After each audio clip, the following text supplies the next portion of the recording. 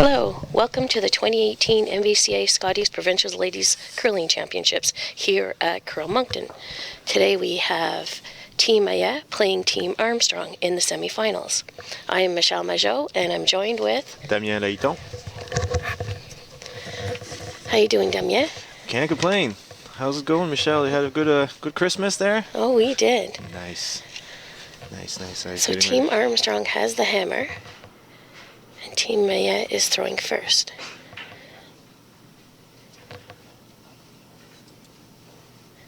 Both teams from St. John, I believe. Yeah. Team Mallais played a tiebreaker yesterday evening, defeating Team Como to earn the berth in the semifinals this morning. They won from a score of 8-3.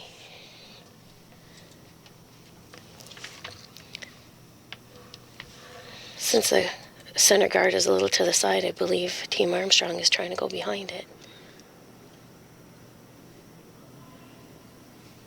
Started expecting some offense early on in this game with the center guard throwing in the first end.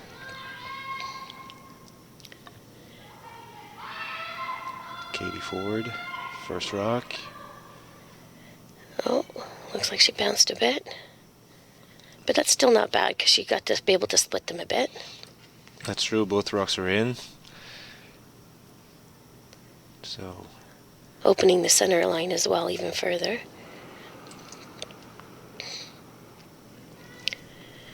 I think Jane's been asked to try to remove that. Oh, this is over curling. It is curling a lot.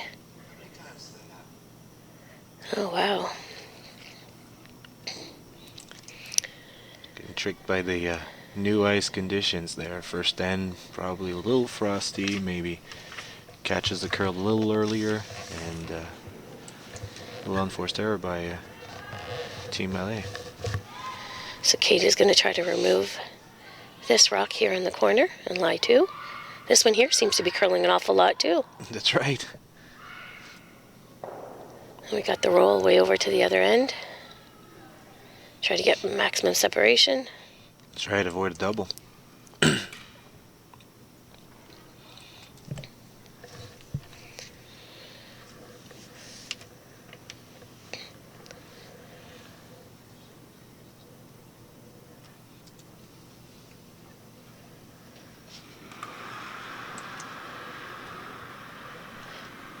First rock thrown by Leah Thompson, teacher in Quispam Sis, the Anglophone South School District. Curling for 18 years. Attempting Lots of the double. experience there. That's right. She touched it. Now we have Jamie Ward throwing for Team Armstrong. She's a student at UNB Fredericton. It says here that she's going to be working her master's in Australia. Wow. In sports science. She's gonna different kind of weather over there, eh? It is. I bet you they don't have minus 30 today. I think I heard it was plus 47. Someone said it's one of the warmest temperatures. Yeah, so, no curling there today. No. She's been asked for a draw. Try to even them up here. They're working hard on it. It's curling hard. Lots of hard finish. Some really interesting conditions here, favoring the offense. There we go. They're pretty even now. There's no double there. No, that's for sure. So, Sarah Mallais asking the second of Leah Thompson's rocks for a takeout. Fleece stick for shot rock and force another hit. Get familiar with the ice conditions there.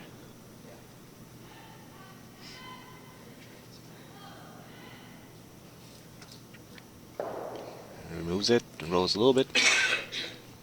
And we'll see a similar call by Team Armstrong.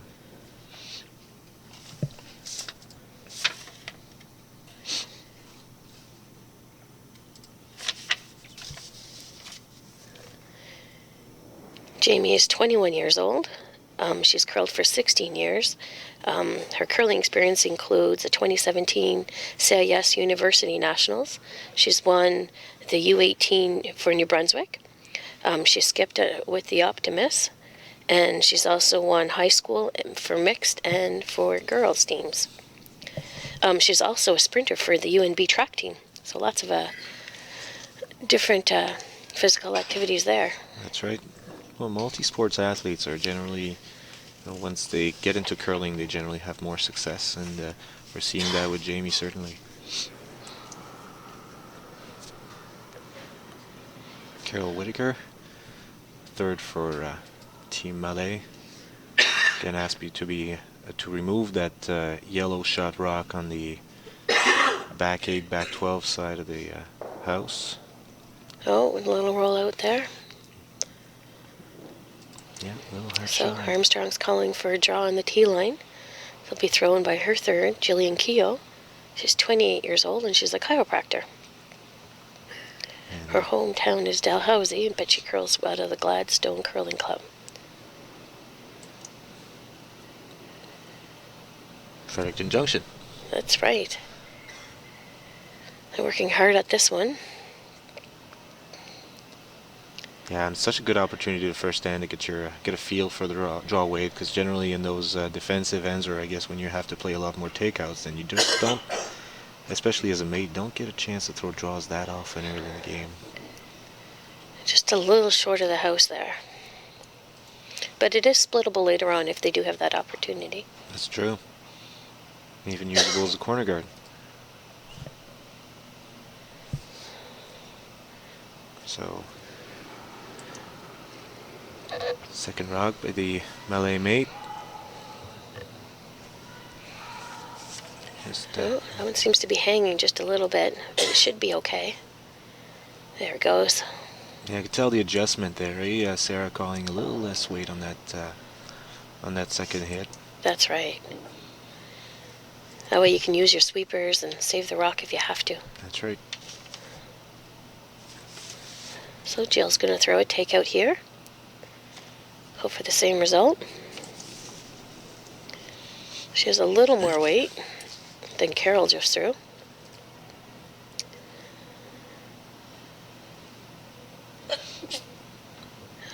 Seems to hang a little bit. That'll probably roll out a little. Yeah. That's right. And we're trying to pick up on the ice quicker than they are. It's a big game too. I bet you there's a lot of nerves and stuff like that. That's true. We're not the ones throwing. That's that's the difference too.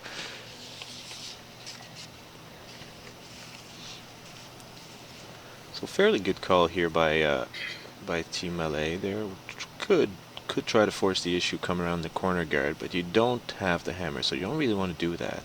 So try to get your feel for draw weight and draw straight to the button, and force the issue a little bit more from Team Armstrong. If they want to go for offense, they'll have to go with it. That's right. Stay away from that corner guard because you don't want to. If they do get behind and make the perfect shot, they can raise it and be guarding by their own color. That's true. Sarah's sweepers seem to be working hard on this one. The weight looks okay though.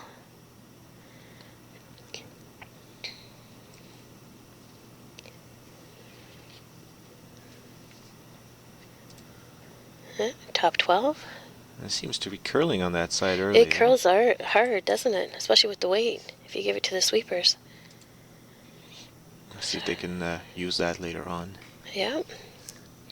Jennifer Armstrong's going to try to... She indicated she wanted to try to roll, but if you hit the nose, that's fine too. She's a tax associate with J.D. Irving Limited out of Rossay, and her home club is the Riverside Country Club. She's curled for 18 years. She's won 2 junior nationals, 1 Atlantic Championships, 1 CIS University Nationals. She's been to 1 Scottie Tournaments of Hearts. Her team is sponsored by J.D. Irving, Hack to Hack Solutions, Curling Zones, and FSI.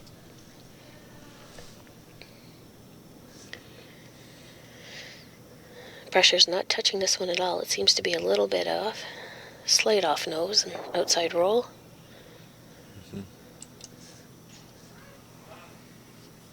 And we'll see a hit and roll try to get buried, force the issue, avoid a blank, perhaps.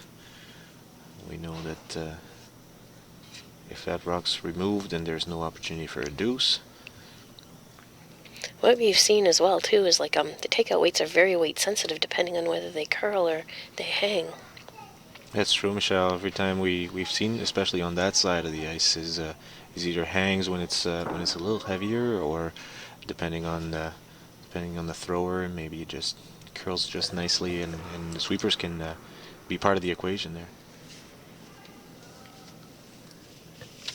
So Sarah Mallais with her second. She's 28 years of age. She's an informatics coordinator at Horizon Health Network. This one seemed to hang out a lot. Her weight was not like overly thrown either.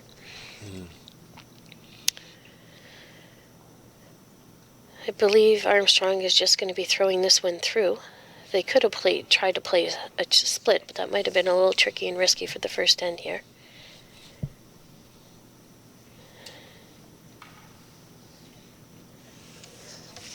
Try to go to school on that specific path of the ice. Mm-hmm. I believe that's the ice they also threw against Sylvie Robichaud's team last night, so not totally strangers to Sheet 9, but you never know. You never know. The semifinals was played here last night as well. Mallais played Team Como. There we go. Blank on the first end. Generally part of the strategy too for competitive teams, and it's apparently about stats too. The team that blanks the hammer, or that blanks the first end with the hammer, is more likely to win the game than if they were actually scoring a deuce within the first end. So that's maybe that's something that's in the back of their minds, and they're certainly aware of the stats and trying to use it to their advantage. Yeah, you're always told when you're young to try to score in even ends if you can maintain that all the way to the end, although this is still very early and lots can happen between now and then. Sarah has called for this one in the house, I believe. Top 4 foot.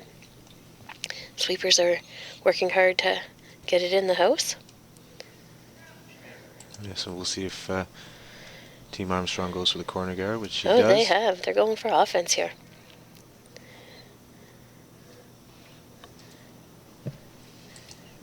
Let's see what Katie does.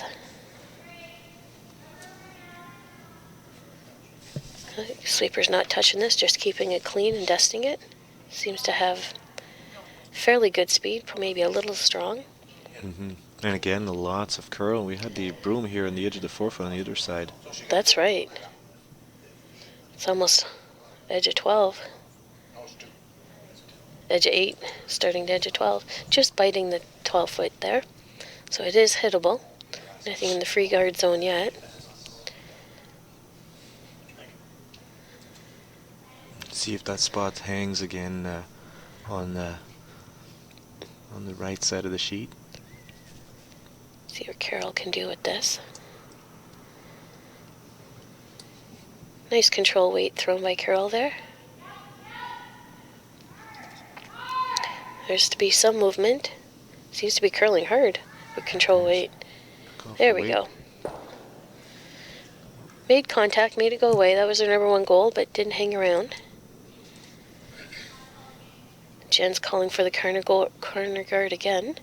Seems to have been some communication between Jane and Sarah there about perhaps about the throw or the placement of the broom. Okay. This one here, so the sweepers are dusting this one, so the weight seems to be a little bit better. Still got lots of movement.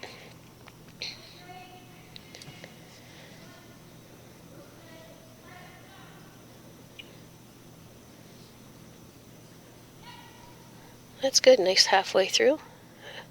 Between the hog line and the house. That's a really good position. Yeah, right halfway. Sarah's going to ask for a little bump up.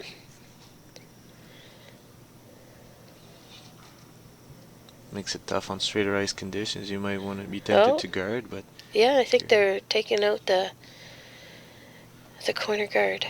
They changed their mind. keep the end clean, I guess. Yeah, a couple of things going to happen with the tap is even if you make it perfectly, you might be faced with a double end roll behind the corner guard. So That's correct.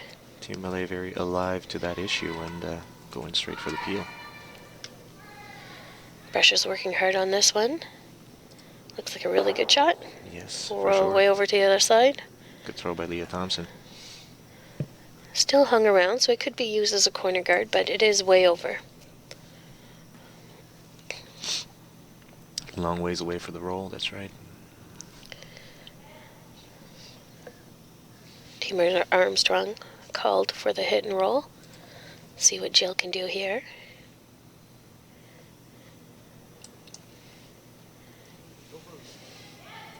Oh, called right out of her hand to sweep. Oh, keeping it clean. Must be close, so lots off and on. Good finish. Good control weight there. Got the roll. There's Wow. a nice roll. What a beauty. Really nice shot. And it's overburied, I believe. I think so. Yeah. So it's going to be tough to even go for that a straight hit, even outside of that that path there, around that guard. So straight for the run back, and hopefully stick it.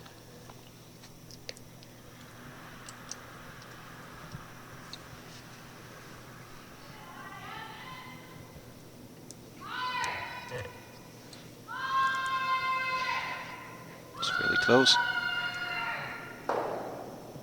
Oh, just missed. But her shooter did roll in a bit towards center. When you don't have hammer, controlling the front of the house is always a good thing. Yeah, especially when it rolls in, so Team Armstrong has to deal with that rock. She does, and it is a bit dangerous because you don't want to jam.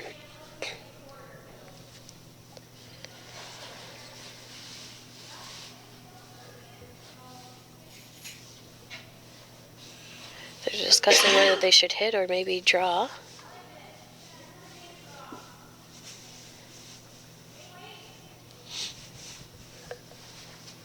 So Jamie's been asked to do a little hit and roll.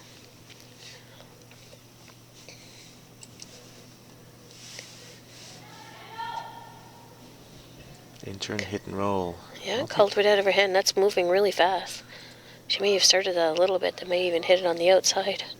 Yeah, it's probably the change of plans here, why they're not sweeping it anymore. Yeah. Nice control weight, though.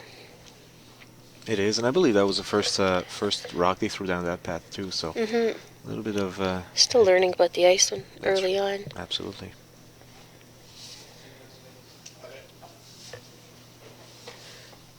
Sarah now going to remove that stone that's in the house. Carol's throwing that.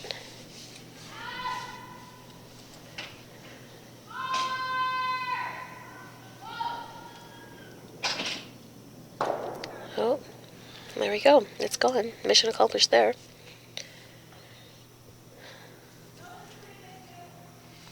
Yeah, Jen is indicating that she'd like a hit and roll, but nose is not bad either, so. Yeah, try to roll a little bit, and especially with the control weight, you might see this rock splitting the T-line, so even if they make it perfectly, there might still be a chance for Sarah to freeze or play on it. So nose not bad. The sweepers are indicating that it's a little bit heavy from the weight that she'd called, but it still seems like a controlled weight. Almost like a board. Yeah, that's right. You can tell they caught up on that really quickly. So nose hit by Team Armstrong. Team Mallais calling for the same shot. Tempting to get the roll there. Mm-hmm. Especially now that it's a little bit higher up. It's true, Michelle.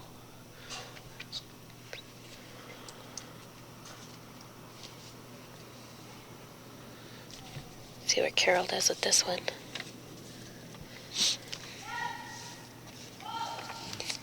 Again, sweepers on and off.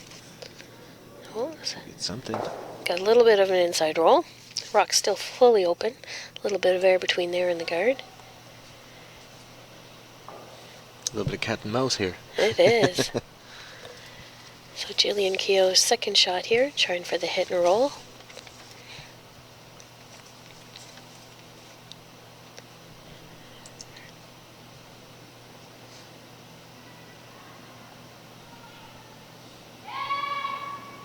Sweepers on it. They're going hard now. Must be curling hard. Just got that board weight again, just by the guard. And, Got a big roll across the house. it's not a bad outcome either, because Team Mallais will try to remove this rock, but they can't really roll buried because you're creating a freeze opportunity. So perhaps just avoiding the. Sometimes you try to force another team to 1, but you end up forcing them to 2. So that's a cautious approach. The semifinal game.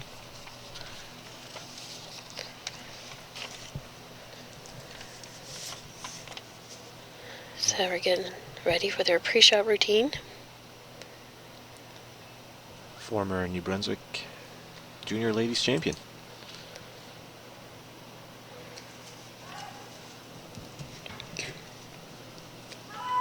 Sweepers are working hard on this one. Seems to be moving quite a lot. Yeah, getting caught on the curl here. Seems to be nice control weight, but there must be a fine line between throwing a normal and control, whether things decide to move or not. Team Armstrong decided whether they want to go behind the corner guard or try to split it, or different options to try to secure at least a deuce or more. That's what we've seen all week with Team Armstrong. Is they try to find that offense wherever they can, but they're not going overly. Sometimes try to be too offensive and give up too many points. But here, Jennifer calling for the come around. And, I think she's calling for back 4 weight. They just touch the sweep the back of the 4-foot. So I think she is trying the split. But either shot is good. You throw T-line back 4 weight, it's the same kind of outcome. And if you're on the guard, you're great. You get your split, and if not, you're going buried. Yeah, and even when you ice your rock and you're fairly close, it's not that different, like you say. It's T-line weight, and just get a little tighter broom, and if you happen to wreck on it, then you make it split. That's right. Lots of options. As long as your weight's close and calling line's good, they want it to curl. Looks a hair heavy here. It does. Didn't seem to catch that swoop. A little more weight than she had called for. She had hoped for back 4, but Carol's sweeping that out of the house. It was more like back line. I think her line would have been good. And it was a good call to make. Just a little heavy. Yeah, it's a free shot, right? That's you just you come around, you split, and you're saying 3. So that's bonus. Right.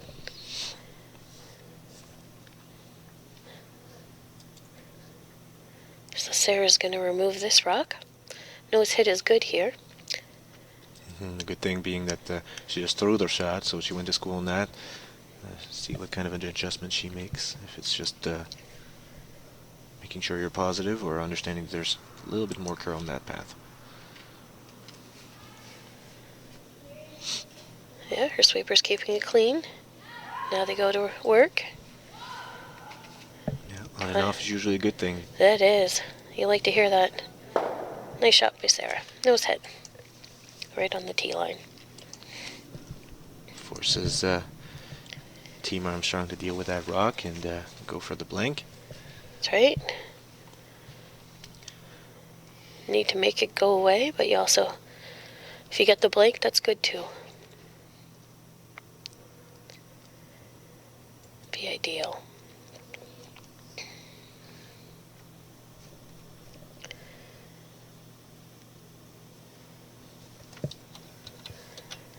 Jen's got lots of experience. She's won multiple NB Junior Championships and under 21s. She's the 2010 Atlantic Championships as skip. In 2017, she represented New Brunswick at the Scotties Championship, playing third stone for Melissa Adams.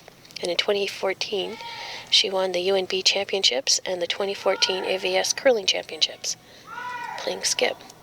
So amazing to see her play, because you take a little bit of a hiatus, but then you come back and put all the work in. Yeah, the sweeper's working hard to get that out.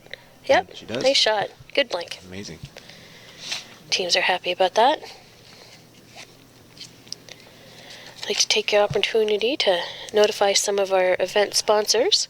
We have Deloitte, Uni, Kevin Williams for Sun Life Insurance, Atlantic Superstore, TD, Kirkwood Diamond Canada, and KKP.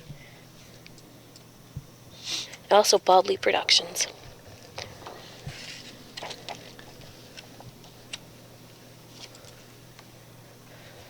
So important to have these sponsors helping us put together these events, and of course Bell Aligned being the broadcaster live stream that we're able to show off these sponsors to our viewers here, and of course especially in amateur sports, goes a long way. It does. All these ladies have full-time careers outside of curling. Yeah, that's true. Jane Boyle being a civil engineer, and again finding the success and the life and the family life and the professional careers, and dealing with all that together, and being able to commit some time for curling and being successful at it. And participating in a family life as well. Exactly, absolutely. Katie's a research associate with Agriculture and Agri-Food Canada in Fredericton. Her home curling club is Gladstone Curling Club. She's been asked to throw a corner guard. Sweeper's just getting it in the perfect position there. Right, no mistakes about it there. Nice shot, Katie.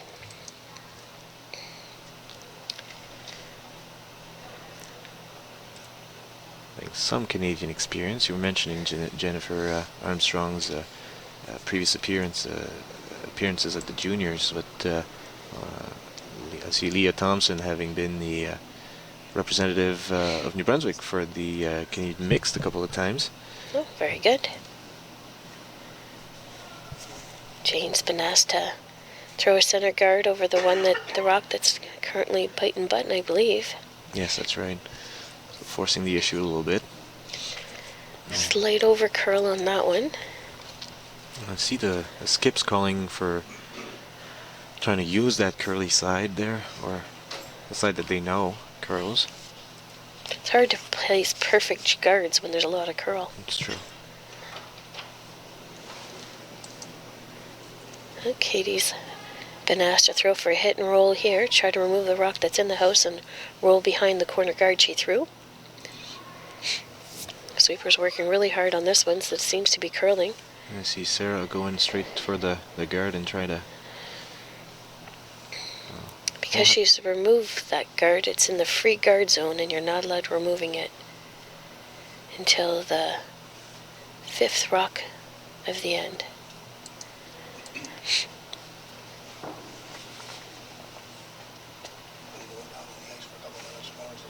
And next year that'll change. Another rock in play. Lots of real changes, but it's all about the further development of the sports. Last year was about broom coverings and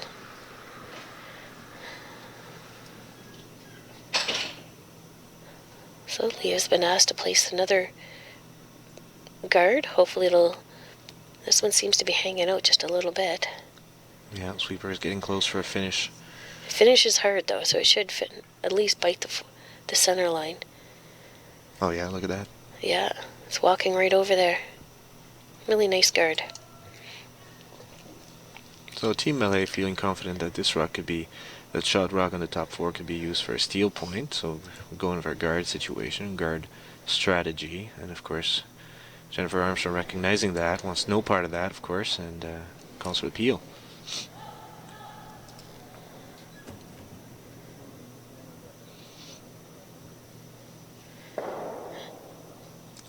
Jamie touched her corner guard there, but removed one of the rocks, which is good.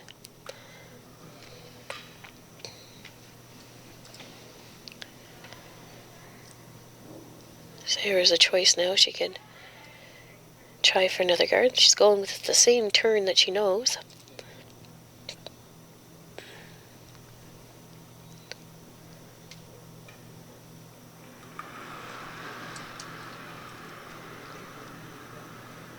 Leah Thompson, as we mentioned previously, a couple of appearances, actually 3 appearances, as representative of New Brunswick at the Canadian Mixed Championships, and 2 times mixed doubles champion as well. Oh, wow.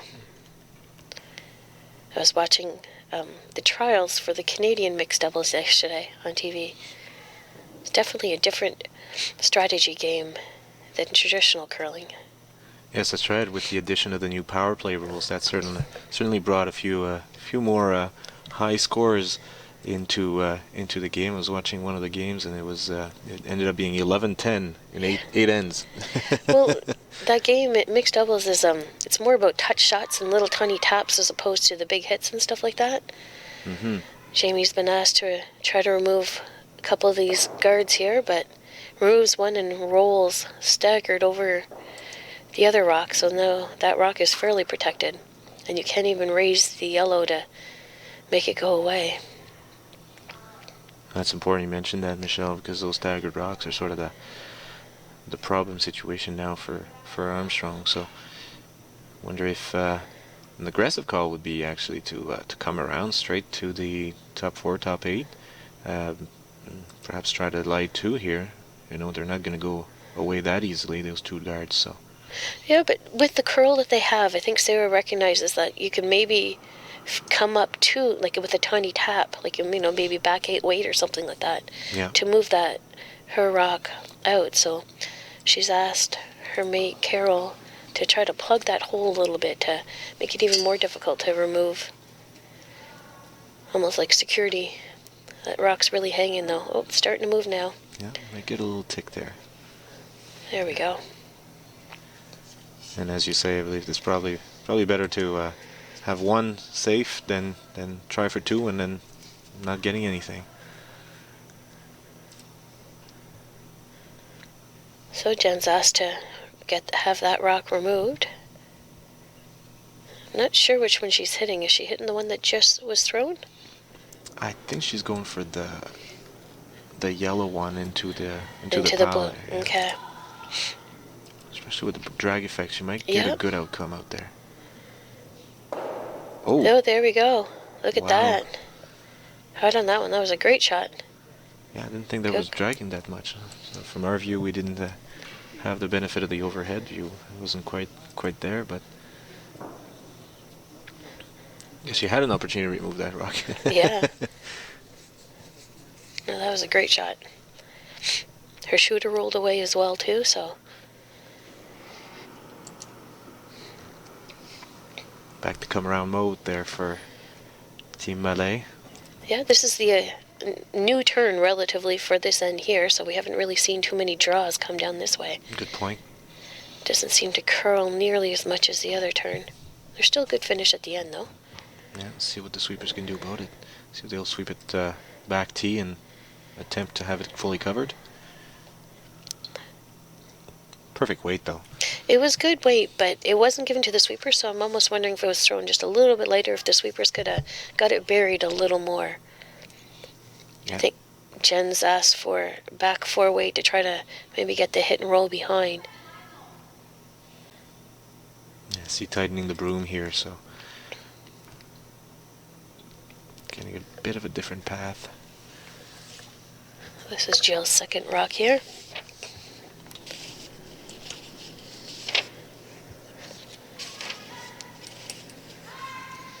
Sweepers working hard on it early to try to keep it straight. Yeah, we're inside that 4-foot line, so putting the sweepers to work. They are. Don't know if it's going to get by that first one. Oh. Might take the blue and we roll it on. But again, it rolls in, so it's not quite a bad outcome, because you can't. Had it not rolled in, you'd be guarding, but now you sort of have to hit it now. Yeah, but and the other thing too, that blue guard was kind of protecting the center line a little bit more, so you moved it over a little bit more, so you're still opening your 4-foot.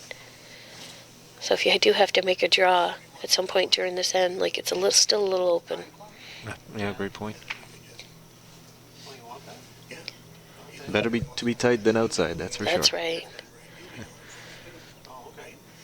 If you're not going to make the perfect shot, at least you get a really good second shot out of it.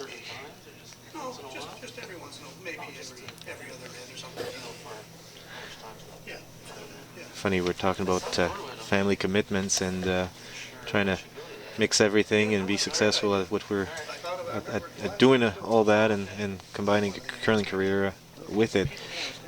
We have Sarah Mallais there, who has a fairly newborn, 7-month-old baby boy named Zane. So I saw him. He's really cute.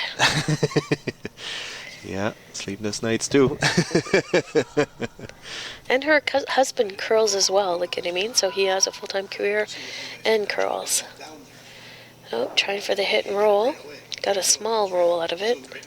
Didn't quite cover her shot stone. Makes you wonder where they're intending to roll there. You know, of course, the obvious call is to hit that shot blue rock, but rolling behind that other blue rock might be a call, knowing that it hangs on that side. But the guard is not bad either, so might see a change of plans halfway down the ice. That's right, after you throw in to see if it hangs or curls. You do have options because you have like the real guard or the rock that's in the 8-foot that could also be acting as a guard. But I believe she's called for the hit and the roll behind the guards there in the corner. Be good if she could overroll a little bit. Yeah, more margin for sure. And rolling behind her guard. So, Jen throwing her rock here. Throwing control weight. Sweepers are working hard on it. It is curling. Look at that go. It's insane how it curls there, even with weight. Because that's like a solid control weight. Yeah, I was going to say, I think she threw more than the general hit weight there. So Sarah has some options now. No. Placement is going to be a little tricky because you don't want to leave a double, do you? Well, this is Sarah's second rock. So she's trying to force Jen Armstrong into taking one for sure. So you either want to block a path to the draw, or you could, if you're coming in a little bit deeper, you may even set up a steel point. Lots of ice taken there, so I think she is trying to prevent a draw as opposed to and forcing Jen to the hit.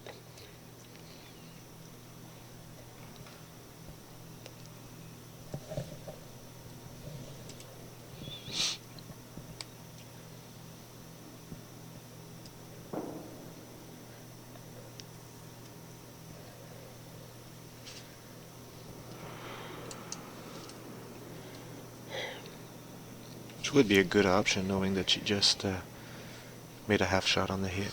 Mm-hmm.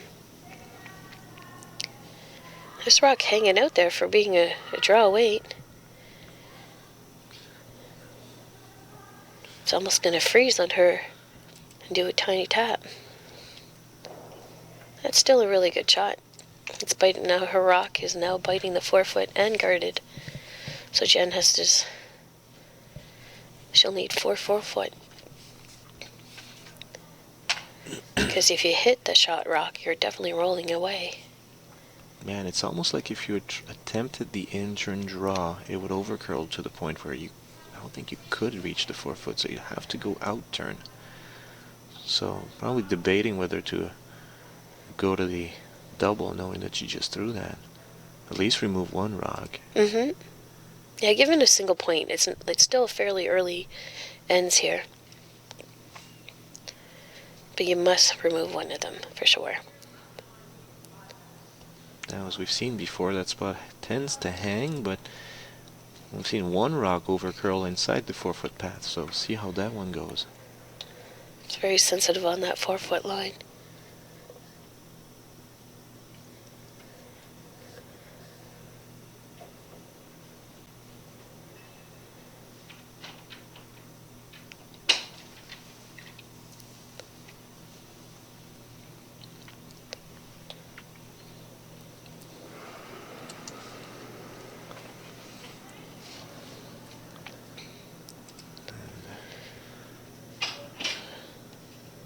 Seeing that Seems to fall a little bit there.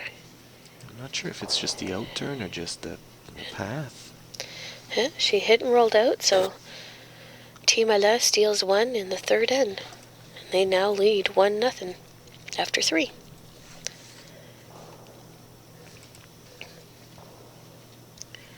A fairly cautious start to the game, but getting some good rocks into position, forcing the issue on the opposition. You see both teams gathering around, discussing the different patches or different strategies for the upcoming ends. There's probably see some little bit more offense on the Armstrong side. Now they have the hammer in the even ends, and probably looking to take advantage of that situation. That's right. If we look at the results of the round-robin play, Team Robichaud qualified first with a record of 4-1. Jennifer Armstrong qualified second and Sylvie Robichaud earned, as a result of that, earned a berth to the final this afternoon at 2 p.m. Jennifer Armstrong finished with a record of 3-2, and she earned a berth to the semi-final. There's 2 other teams that finished at 3-2, Sarah Mallais and Justine Como. They played a tiebreaker last night in which Sarah was victorious in and earned her right to the semi-final game here. Then there was Samantha Crook. She was in 5th place with, I believe it was a record of 2 wins and 3 losses. And then Team Tatlock ended up in 6th place. And I'd like to thank our statisticians. We're working volunteers there, so we're seeing different stats there for our players. Team Mallais throwing 76% to Armstrong 71. Both skips approaching the 70%. Team Sarah Mallais throwing 71 and Armstrong 67. A lot of it probably has to do with that last shot missed there. No half shots for skips, eh? No. But, strong games there for Leah Thompson at 83%, Carol Whitaker at 83% as well, Jamie Ward 88. That's very good. So this 4th end here, Jen Armstrong has called for corner guard. Sarah Mallais has 1 rock in the top 4 foot, which is a really good position. Now they're trying to protect it with a center line guard. Nice weight on that center guard, but there's a slight over curl. So I think Jen is going to be asked to remove that with light takeout weight. I think I heard her say hack, but I'm not sure. Let's see what Katie does with this one.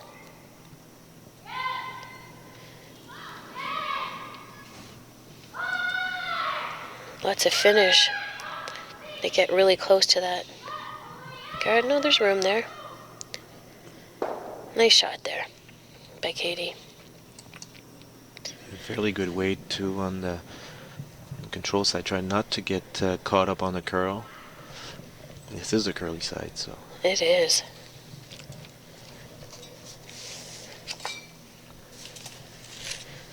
Sarah's going to try to remove that same rock.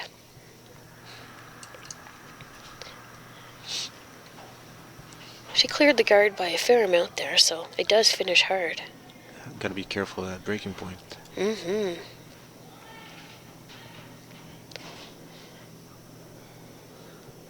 That rock seems to be hitting a slight roll to the outside. Trying to roll away so that the roll back in be a little tougher. See how Jamie negotiates that.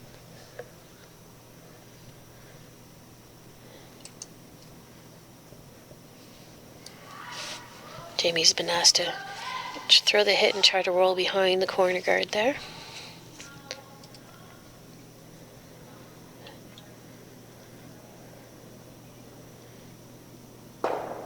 Hits it on the nose.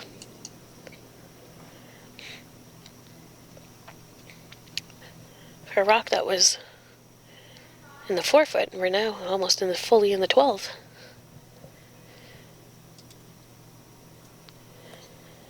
Able to keep the shooter though, so again the pressure on the opposition. Yeah, exactly.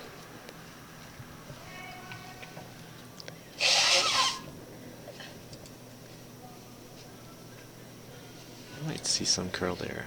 Seems to have it's trying really hard. Yeah. There we go. Good Nice roll behind center guard there. Great roll. So tough to call there, especially with the new rocks there that we've had it here at Curl Moncton. Striking bands being so much thinner than it used to be. So makes it a little tougher to call the hit and roll, because any kind of thing off nose would trigger a roll. So tougher on the skips. It is. And you want it to be so perfect too. They're trying so hard. I think it's just been asked to peel off that center line guard now. There we go. She hit her guard, but we basically kind of replaced it, just raised it up a little bit. Good outcome. Sarah's asking for a high guard. I believe I heard her say 2. So it's almost even with that center line guard, or with that corner guard.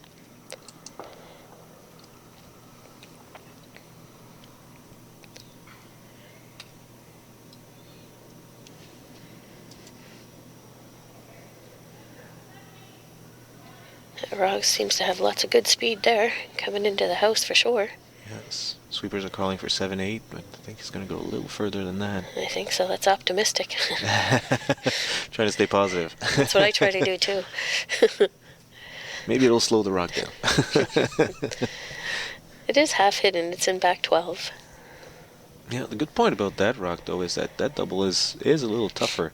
So we'll see a hit and roll, but still have to deal with that back blue one. May come into play.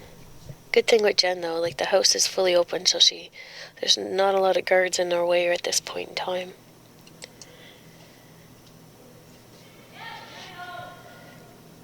Again. Lots of curl here. Good curl, yes. So that's positive. But sweepers might have that though.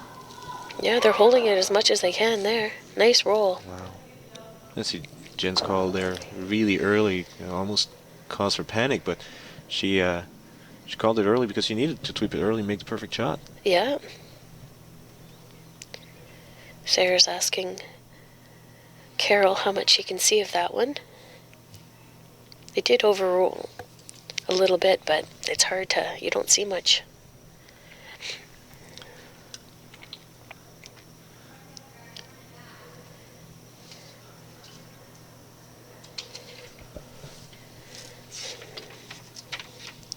I believe Sarah's going to remove the corner guard. Reduce the risk for multiple points. Yeah, there's definitely a risk there, because if you try to play around that corner guard, you might be forced to a couple more hit and rolls, and instead of 2 might be translating into 3. So here, with the peel or a run back, as we might see here. Yeah, exactly. Oh, Oof. Just missed the run back, but she's rolled to center as well, which is good. Yeah. Her shooter. Definitely a usable rock for Sarah.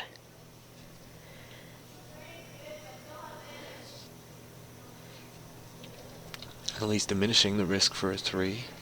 Yeah.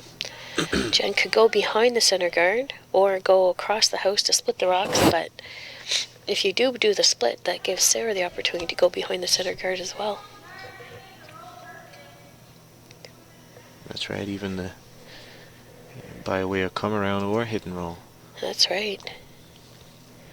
I think Jen settled on splitting the house and trying to get a draw in on the other side and even the rocks up. Of course, the other danger with the center line come around is if you're coming in a little too deep, then you might set up a double, and then Sarah may be sitting too buried. Sweeper's working hard on this one. Keep it in mind, you still have to be second shot here. You do.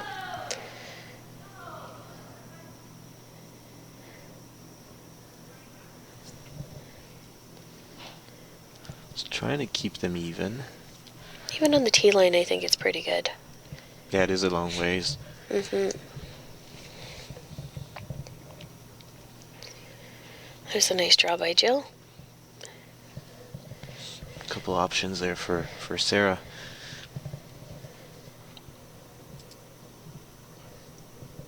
So either roll all the way towards that second yellow, or straight behind that center guard. You roll behind the center guard, you're probably biting the 4. Yeah, and that'd be, I think that's the perfect shot. Mm-hmm. And I believe 2 ends ago she played that spot twice, so no surprises there. Oh, a little wobble out of the hack.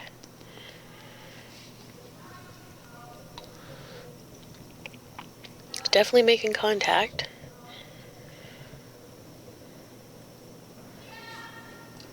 Hair of a roll. Yeah, working hard. That was a really nice roll. Great roll, for sure. I believe you can still see some of it, and with we've seen lots of great finish. Yeah, gotta negotiate that guard. Still see the rock. It's almost like a teaser. You want to go for it, but That's right. that guard's there. She's also got to watch the jam in the back as well. With her that back blue one. And that's true. Tend to forget about that one.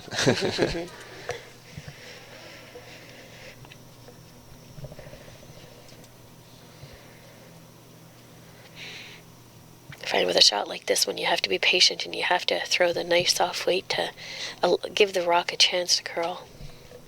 That's so true. I mean, you're talking about a 4-player game here, so you got 2 sweepers. That's half your shot right there. That's right. Gotta use your horses. The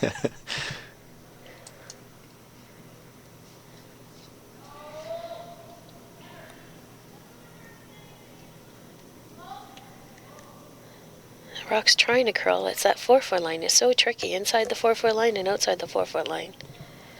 It's nice soft weight. It was like... Hey, she's got it. With a nice roll to the outside, but she's still shot, so that's good. She's lying too. Let's see Carol getting ready to sweep, but hadn't quite reached the tee line yet, so...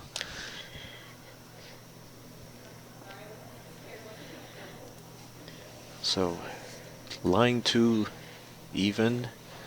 There is a center guard, but at this late in the end, I don't think anybody wants to attempt to come around. No, but she still has a hit and roll. The shot she just called, she has to roll a little bit further, but it's still something that'll play in the sights of the opposing skip if you get a perfect roll. That's right. Make her shot for 2. That's right. Nothing's for free in this championship.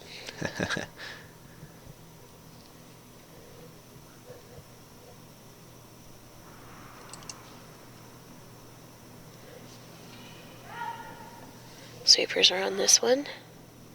On and off. Definitely has the rock. Let's see what kind of roll she has. Nose hit. So since that rock is just biting the 8-foot, I think Jen's gonna throw a draw. She just needs full 8, or at least a bigger bite of the 8-foot. It'll also get her to practice her draw. This is the first draw shot she's thrown this game. She's already secured her 1, so it's fairly safe. Good confidence builder too once you make it. That's so true, especially on this piece of ice. We know how much it curls. We know the ice. Sweepers are probably giving her some insight into how much weight to throw.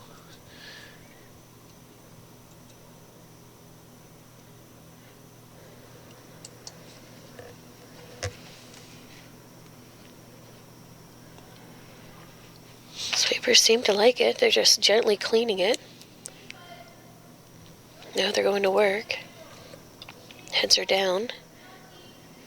I think she's fine. That looks good on and off, just keeping her clean. Yeah. Sure, a good one. That's right. No, that's good. And she finishes by biting the button.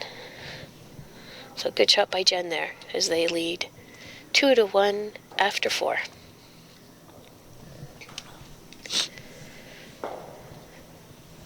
I think Jen needed that because she seemed to be scared to throw draw in the previous end, so when there was no risk, it feels good to know you have your draw weight. Yeah, especially later on as the game progresses, doesn't seem to be going anywhere near a blowout. So that's anticipate a last rock draw in the 10th end. You may be forced to go back to draw back to that rock that you just threw for 2. Exactly, especially in the even ends. Now, yeah, that's a good point.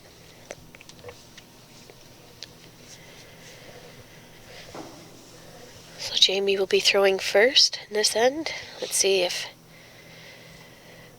Jen calls for a centerline guard. I believe so.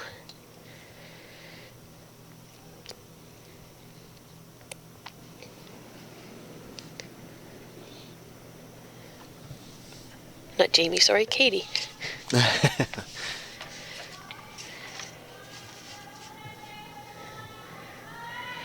trying to hold the line to keep it out a little bit. No, it's got a curl. No, she's calling for it in the house. Yeah, 2 different schools of thought there on this one. You're going into the 5th end, which means the break. You'd like to have that lead in the break, or at least you'd like to have the hammer back. So, you either go offensive, try to steal. Stealing be 3-1 into the break, be a good situation. But forcing, not a bad outcome either.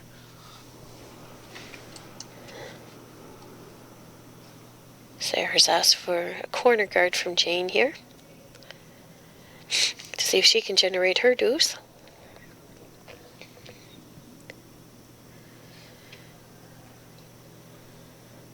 Sweeper's just lightly dusting it, so the weight's fairly good. But a lot of strong finish on those. Yeah, such a good throw here. Creates some muffins. Lots of room for the draw in case she needs it. And far enough from the center line that make a good come around and still matters. Exactly. Especially when there's lots of curl, so. Yeah, it's easy to underestimate those corner guards, but good corner guard placement it's almost essential now.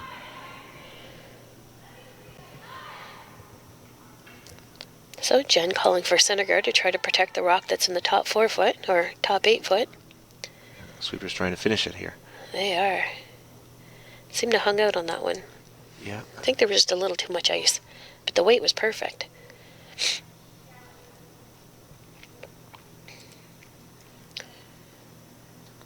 Sarah's asking for the removal of this rock, and maybe she'll get a nice roll behind her nice corner.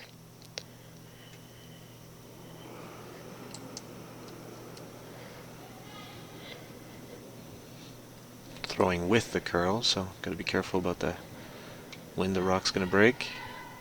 There it goes. And once it decides to go, there's no saving it. They might even get the Oof. tiny rub on the center guard and goes right by the stone. I thought they had that too.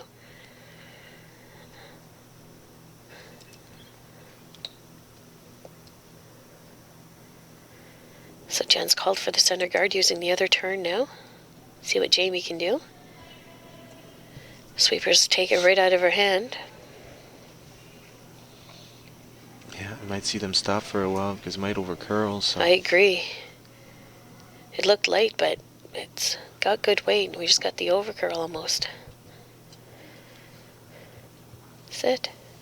There we go. Yeah. I'm not cheering for either team. I'm cheering for good shots. That's right. Same here. But it's still in the way. That's the thing. That's a big part of it. There's a slight overcurl, but I think because you got 2 guards now, mission accomplished. Sarah's calling for the peel at this point. That's right. So she's not trying to go for offense, calling a hit and roll.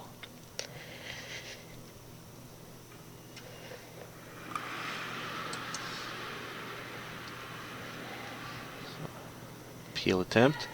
I get a good outcome here with the first hit rock there, the first yellow one. If it deflects, there we go. There you go. Well, it's raised it up. Now it's biting the 12-foot, biting 8-foot, so it's further up in the rings. That's right. What do we call that, Michelle? Double peel run back? It's a good shot. You cleared everything. Yeah, that's what you call a good shot. You can cheer for that, too. So Jen called for a little less ice here. Oh, no, she's peeling that guard.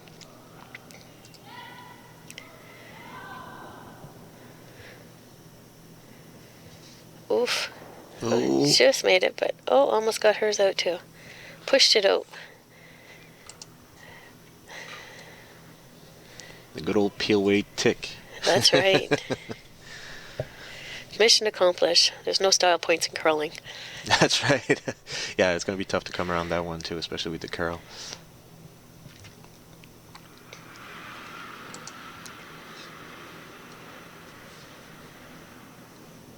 So offensive call here by Team Mallais, going for another corner guard.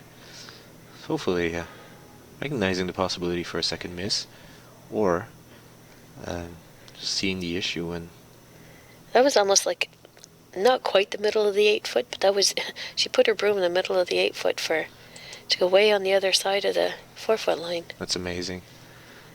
Amazing curl. Kudos to the ice tech on that.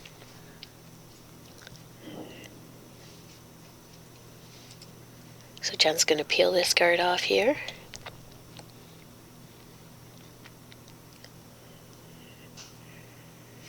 Sense how important a lead in the fifth would be, eh?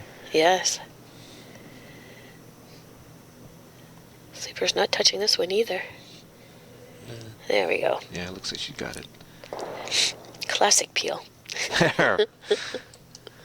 Style points on that. That's right.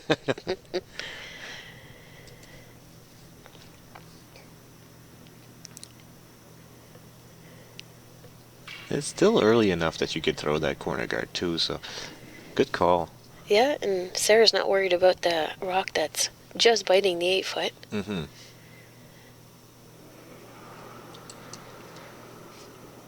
Wonder what time Team Armstrong might want to switch gears and force Team Mallais to 1 point, but so far so good. And as long as Team Armstrong peels that corner guard, then mission accomplished. Mallais in the driver's seat.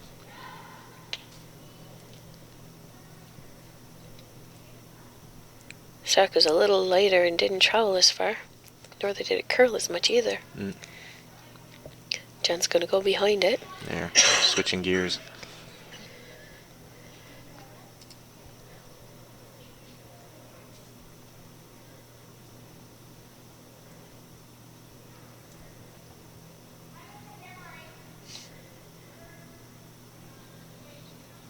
Looking for a little bit more ice. I was thinking the same thing, like just with that, we're almost throwing that for the guard, so you want to make sure you can get by it. Good point. Sweeper's on it right away, working hard. Yeah. Heads are down. Lines is good, so it looks good for sure. The line's really nice. Don't know how deep it'll go. Trying to get a bite out of it. They're working hard. Oh. Swept it out of her hand, coast to coast, but it's still a center guard, like you know what I mean, so it can be used. Yeah, and we know how much it curls on the other side, so that's right. A big come around the other side makes it all the way to the button. Sarah's asked for the removal of this rock.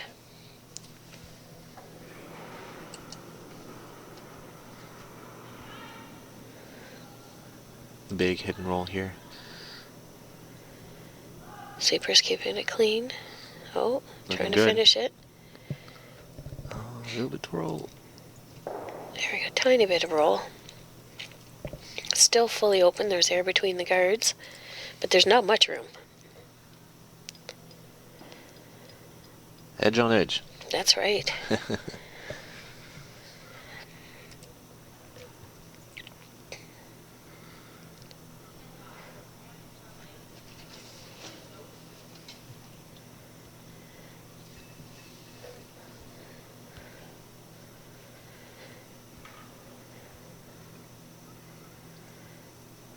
So Jen's going to make this one go away. Even if you half bury, like, I mean, just like cross the center just a little bit, it's still really good to block, like to be used as a center line guard.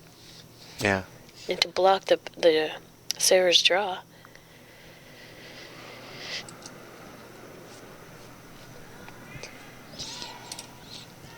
Sweepers are on it right away.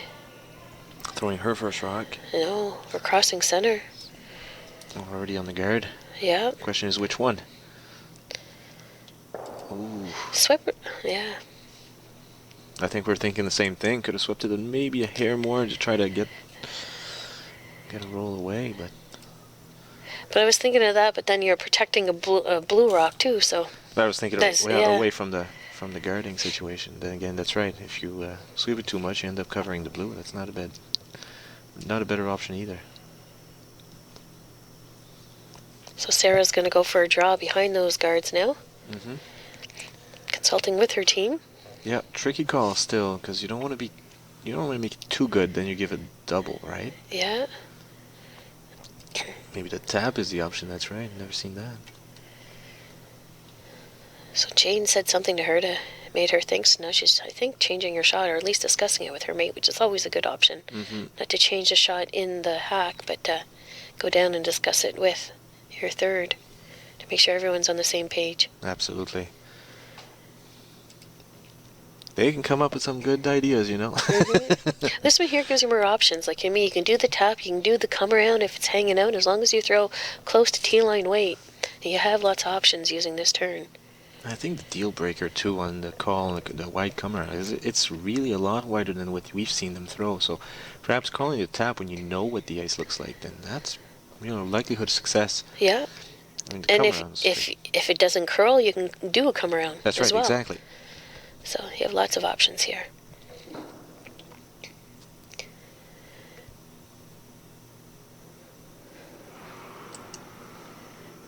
Sarah delivers her rock here.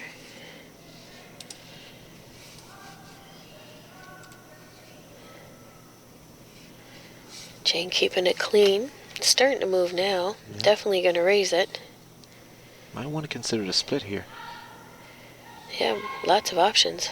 There we go. Because you're going behind cover. Yeah. There we go. Not quite on the 4 foot, but definitely fully covered.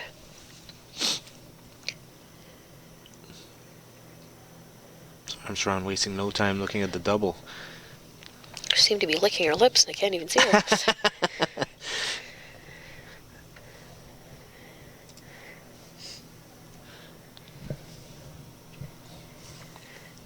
You're looking at the overhead here, and the angle seems to be fairly approachable. It's not like a fairly thin double, but or too thick that you have to throw too much weight. Looks like a natural.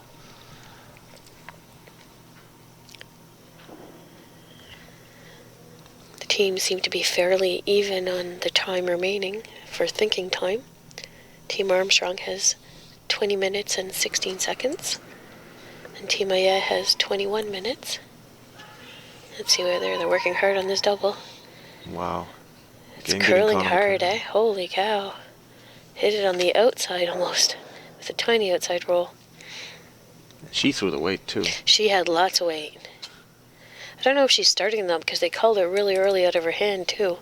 Yeah. Because it definitely wasn't a weight call. Well, they definitely curl a little bit more when they throw their in turn. So that's one thing you got to negotiate when you put the broom down.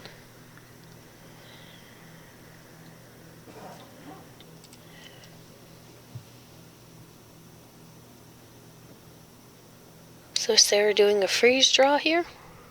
Or just guarding the hole, or? I think she's coming around half buried, Michelle, just Half-buried? because it seems to be a little tougher for Jennifer to just come down to it afterwards. So if you freeze to it, then the best you can do is number 3. Okay.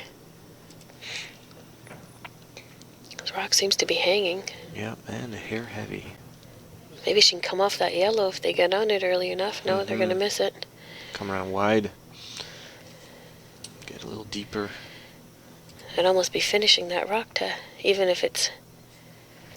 Oh, that was the last rock. Oh. Number 2. Oh, here we know. What do we know?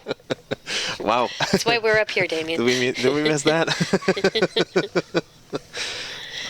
Well, Nice that's draw by Sarah. good thing we didn't call a timeout. No. She leads 3, picking up her 2 in the 5th. She leads 3-2 after 5. Teams now are going to their break.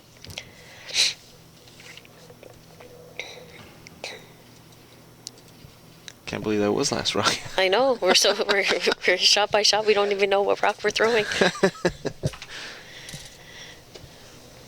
I started about 20 seconds ago. Oh, So the team. Oh, we're off. there. Oh, back on. I'm sorry. Sorry. I think you did it. You told me it picks up a lot, so I just did. Okay. That's fine. It looked better than I thought, but still, better than that last hand.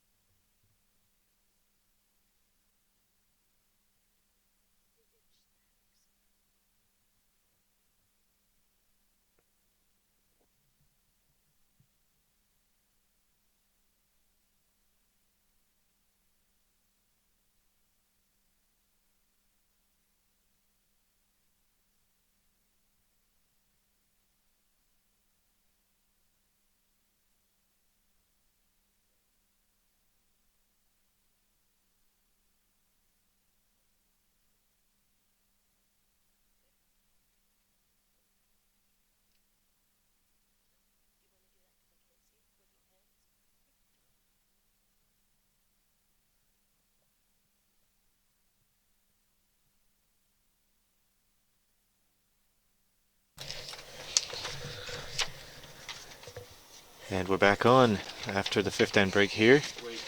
Oh. Now we're back on after the fifth end break here. Team Mallais taking the lead 3-2 on Team Armstrong. Mallais with the first rock here after 5 ends. Time remaining. Mallais 20 minutes 28 seconds. And Team Armstrong 20 minutes 15 seconds. So a little bit of time on the bank. Usually looking into 19 minutes is a magic number after 5. So Yeah, lots of teams are pretty even too, so. and both timeouts. That's right. So first 5 ends were fairly open, so lots of time and stuff. We have stats as well. Team Mallais curling as a team at 78%, with Jane Boyle at 68%, Leah Thompson with a high of 90%, Carol Whitaker at 78%, and Sarah Mallais curling at 78%. Team Armstrong, they're curling as a team of a 76. We have Katie Ford at 73%, Jamie Ward at 90%, Jillian Keogh at 75%, and Jen Armstrong, the skip, at 68%.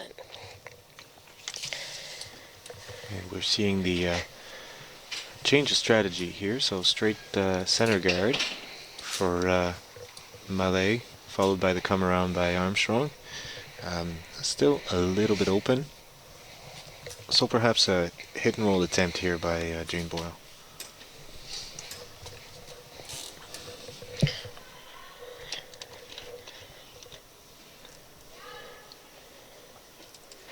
Sweeper's working hard on that one. Try to get by the guard. It's fairly close. Oh, no. Oof. Hits the guard a bit. That's okay. You're allowed removing your own guards in the free guard zone. Yeah, I'm sure she wanted that one back, but then again, if you're going to try to remove a rock, better be a little bit inside than completely outside, I guess.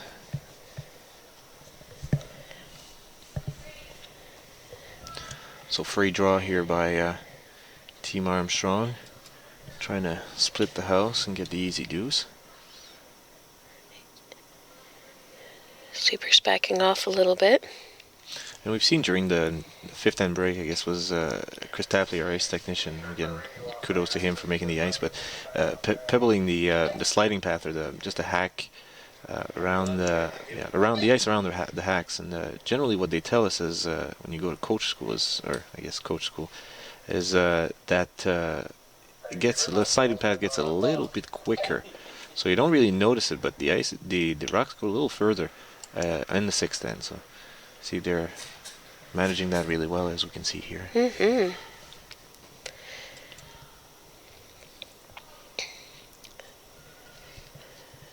Sayers asked for the double here. Wow, nice shot. Makes it no problem. And her shooter remains in top 4 foot. Jen's going to ask for a hit and roll to the sides here.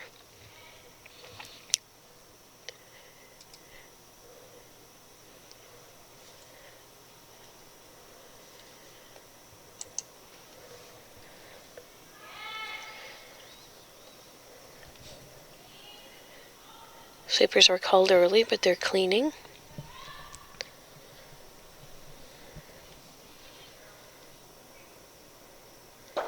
It's just a slight roll. You were saying earlier, Leah Thompson with the very strong game is 90%. Now again with the double, so it's just a very. Hopefully she can keep this up. She is. She's having a great game. Yeah, And making key shots too. that's true. Even like with the like all the teams are curling very well. Just like maybe a key shot here and there, a single shot here and there, but it's a well-killed game so far. Just an exchange of stones there with a nose hit. Jen's asked to do the hit and roll and see if we can move it around a little bit.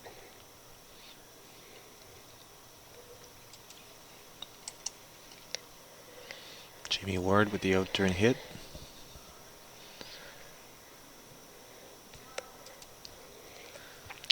not touching this one. Seems to be hanging on to outside. Just nudges it a little bit. Didn't move quite as much, eh? You're used to curl on this side, but you did a little something with the outturn. I don't know. I believe the release, yeah, it was a little bit different because it seemed to have definitely more handle than her previous shot. Mm. I know she was trying to overcompensate. I always try to make so hard to make it perfect. So Jane's going to go for a draw here.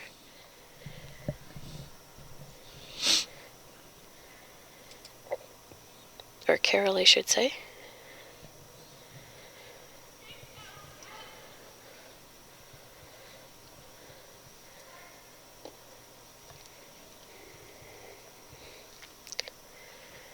The stones are fairly even. I think she was trying to go behind it. Yeah. Looks like the automatic double call, but as we see Jennifer are calling for the hit and roll, or just a hit just right off nose. So what happens is if you remove that rock on the left, then the shooter sort of sticks frozen if it rolls a hair on the right side. So it's not about outcome either. So don't always think about two rocks together and go for a double. That's right, and then it becomes even though it's shot rock, the blue rock becomes your guard. It's a backdoor guard. Mm-hmm. Didn't quite get the roll.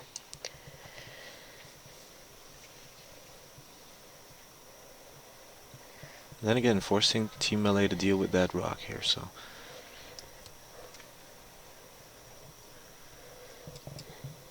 There is the very, very aggressive call of calling the guard, but no sense doing that. You got an open hit, so might as well take advantage of it. It's fairly open as well.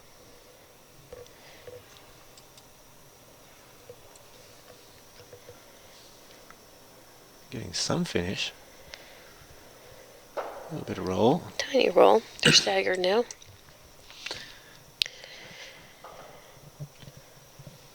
See if she wants to go straight for the double and cancel the end, or maybe try to create a little bit more offense while there's still a little bit of time.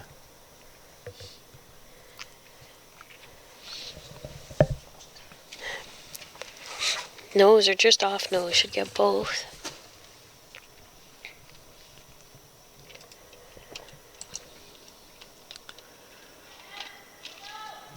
And that one seems to curl early. Curled early out of her hand, eh? Mm-hmm. Could get a decent roll here. Yeah, it's not bad either. It's like you were saying, the backdoor guard. That's right.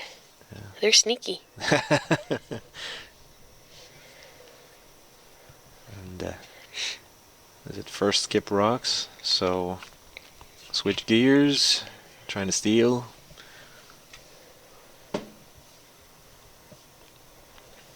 I'm going to place that guard perfectly, or else there's a fairly easy tap for two. Oh, going for the freeze. Cut down both options. I think I'd be tempted to guard here. I know it's less aggressive, but at least you'll block. But Sarah's curling wonderfully today. She's making everything she calls, so. That's so true. I mean, even if she bounces off, she might still. Armstrong might still try to run back, but shooter may not outcount the rock that Sarah's just throwing. So. That's right. Good line here. Sweepers are on and off. So much pressure on the sweepers just to make that shot perfect. That's right. They're calling 5 or 6, so exactly the weight she calls. Just has to get by that front guard. Wow. That's a great shot, Sarah. Gutsy call. Just back button there. Yeah.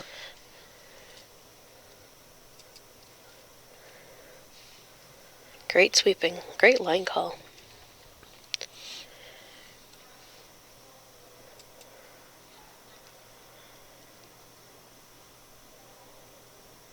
So run back double there for Jennifer.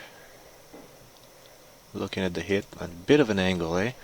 It is. From where I'm sitting, I'm not directly behind the sheet, but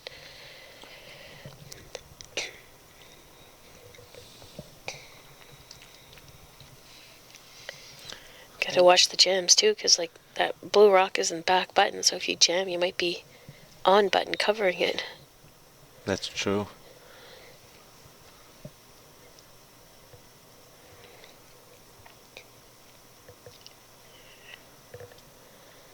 Big come around here. She seems to set that one out on release. Yeah, she needed, I think she needs 3/4 of the rock in order to make the run Yeah, back I think double. they're just trying to sweep it by. They're her first, so to get the back one. Plan B. That's right. Good heads up call by her mate. Still got something out of that one.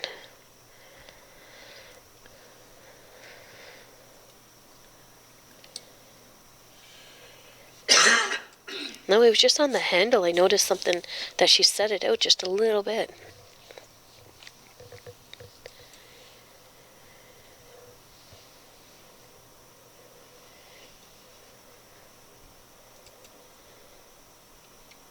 High pressure games makes you do funny things sometimes. Yeah, and as we can see, like it was so weight sensitive even from the first end on that it's not forgiving if you do a little bit. It might be just minor, but makes all the difference in the end. It does. I think Sarah's trying the same shot here. Super's just keeping it clean. Yes, having thrown that same path just 2 rocks ago. Super seem a little less concerned on this one. Now they go to work. Could be line here. Still a good shot. She's sitting too. Yeah, it doesn't. And it blocks the draw a little bit further.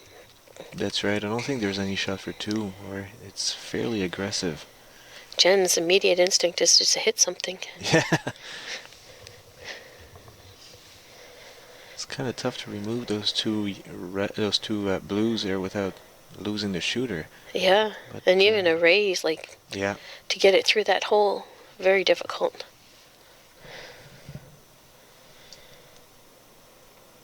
I don't think you need to remove both of them. You just need to remove that shot rock.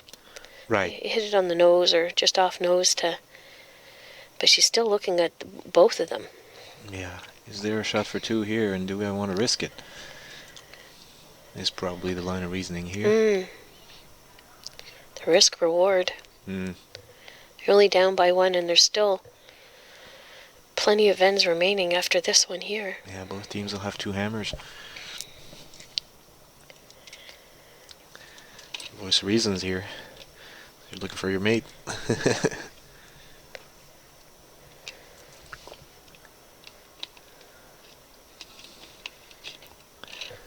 Jen just gave a quick look at the time remaining.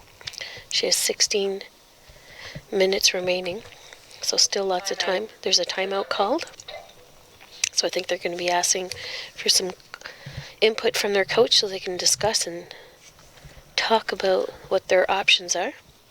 Plenty of experience here coming from Mark Ward. They're coaching the Armstrong team. Mark having been to Abe Breyer as the lead for Gushu. And coaching, of course, a couple of teams. Jamie Ward as a junior. And his other daughter, Kathleen, Kathleen, that's right. who's the 5th member of this team, Armstrong. Yeah, little shout out to Kathleen. So Jen's explaining what her thought process is.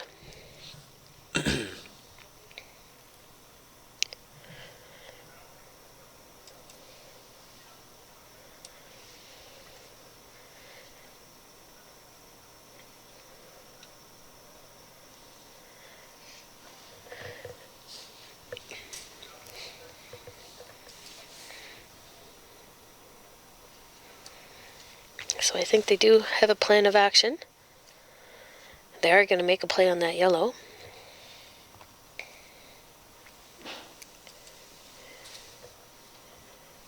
They didn't quite indicate what it was, but with that ice, I think it's just a straight back raise, correct? Or I think so. I think they were discussing if they're playing the run back or how much weight they're going to throw, because I've seen them getting caught a few times on curl with depending on the weight that they call.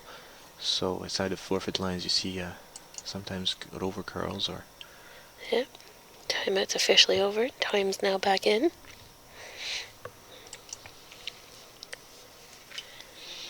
A little motion there. Place a rotation. I'm looking for about a rocks curl here. It's gonna come hard when it goes. Oh, this needs a curl. A little bit more. There you go. Wow. Mission Good shot. accomplished. Just have to be patient. Yeah. Yeah, good instinct to call the timeout here. Yeah, just to make sure everyone's on the same page, and you feel more confident too when everyone agrees once you make a final decision, as opposed to when you're in the hack waiting. So with the 1 point, the score is now 3-3 after 6 ends. 4 ends remaining. And time remaining being again 17 minutes for Team Mallais and 15 minutes 48 seconds for Team Armstrong. Thank you.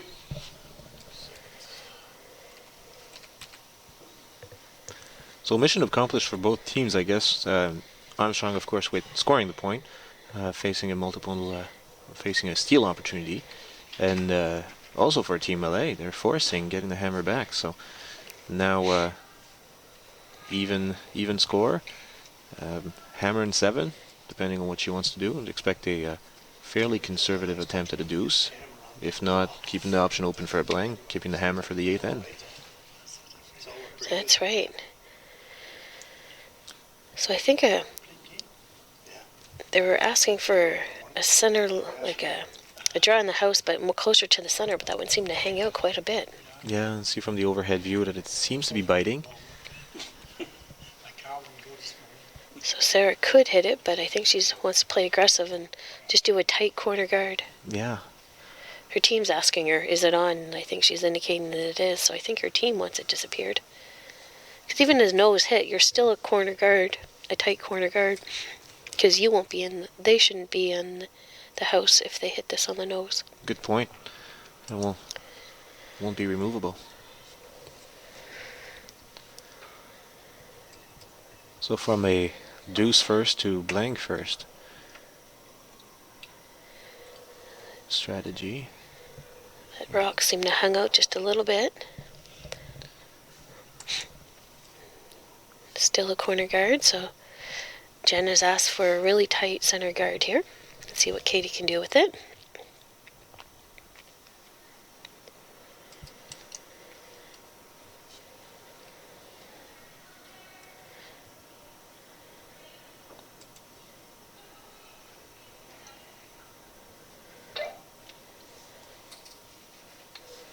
Looking for the breaking point here. The sweepers want to go a bit, but it's not curling. Nice and tight, though. Yes, not touching it for the weight. Of course, they don't want it in the house, but They want to finish it some. yeah. I don't think Sarah's just going right behind it, even though it's so tight. Lots of curl, so. Big difference here on the ice call. As you see, Katie Ford being lefty, that's her in-turn that she threw for the guard. Jane Boyle, the righty, is her out-turn. The out-turn tends to curl a little less than the in-turn, naturally. But no mistakes here. Sweepers finishing the rods, perfectly buried. Great weight.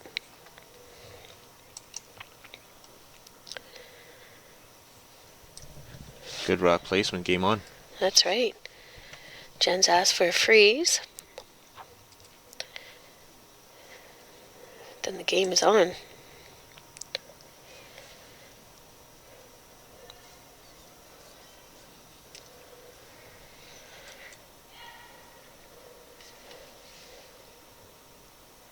I think she's trying to wick off that wide corner guard. See if they can drive it across. Yeah. Just missed it.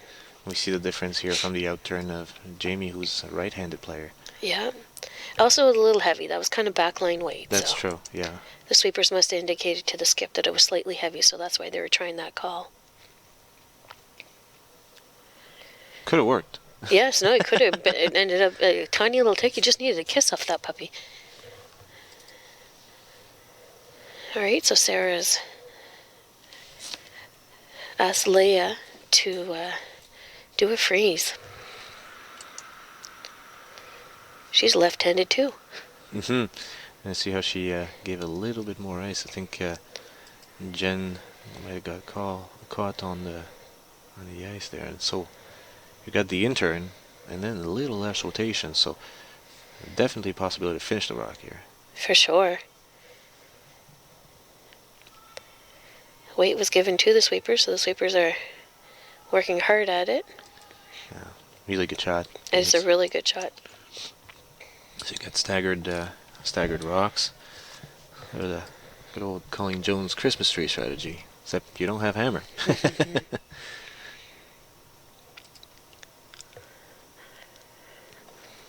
So then Jen's asked Jamie to remove this. Looks like she could see enough for the double, but be satisfied with a hit and roll. Yeah, it's coming hard towards the guard. No, there's room. She's by the guard by a lot. Oh, just touched it. Caught in between two shots, eh? Mm-hmm. Curls a bit more and might get the double and the roll.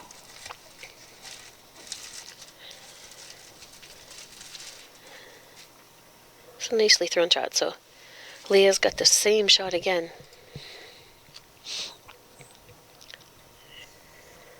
It's always nice to be a thrower and get to throw two of the exact same shots, especially when you make the first one. Yeah, so comfortable.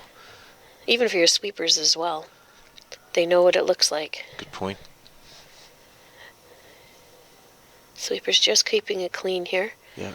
Hoping it'll finish. This one here's hanging out just a little bit longer than the other one. Yeah, a little bit of an issue here with line here. So. I think she was a little bit heavier as well. Trying to go behind it. Yeah, weight sensitive ice. There's Yeah. the same shell. Very weight sensitive. Yeah, because it was really trying to curl, it's just the weight wasn't there. But good reaction though by the team to sweep this and try to keep the hopes of getting that shot rock alive there, buried. Yeah, Still. just a little nudge, a little bit more behind. Yeah, would have been easy to just let that go and create a pocket, but evidently teams are obviously more experienced than that. So Jen's deciding, do you try to remove the rock or freeze right to it? I think they decided to freeze to it. Be aggressive, the being second shot, and then, like you said, it's a backdoor guard. Mm-hmm. And force Sarah to one.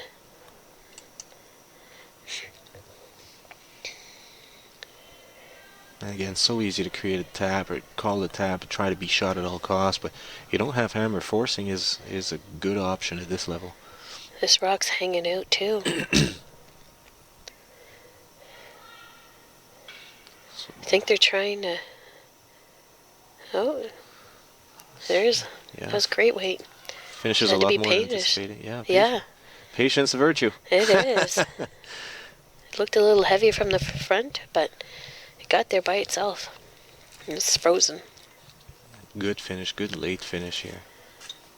Oh. Carol's going down to consult with Sarah. They have lots of time remaining, 15 minutes and 18 seconds, just to discuss what their options are. Also, if she's throwing the rock, sometimes you get a chance to see it as well, so how it's set up exactly. Yeah. Adds a little bit more believability on the shot that the skipper's calling, so if you see what the rock looks like, then you certainly have a tendency of being more motivated to make the shot.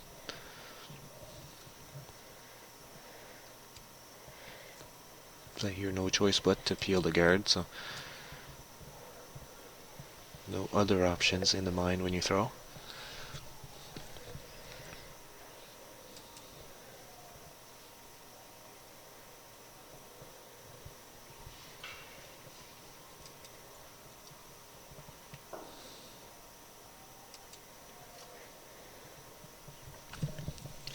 Could go really aggressive. I like the fact that she tried that turn here, so could go really aggressive on the peel and try to get a jam on the corner guard. Sweeper's peeling. Oh, Oh, almost. almost got it. She was prepared for it too, so she knew. Oh yeah, took a page off of Rachel Holman's book. Mm-hmm. So Jen's going to try to guard that to, even though she's not shot rock, at least you're making that scoring area. You're narrowing it down and making it difficult to get another one in there.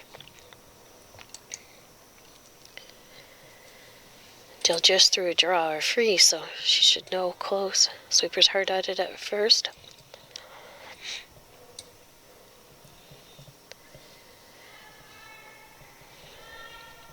Rock's breaking now, so It is. Sweepers are hard at it. yeah. I actually want this over curling. I'd rather have that over curling and keep the angle, but fully buried here. It is.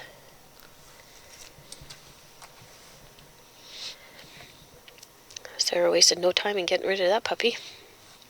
That's her decision. Again, same turn. Good call.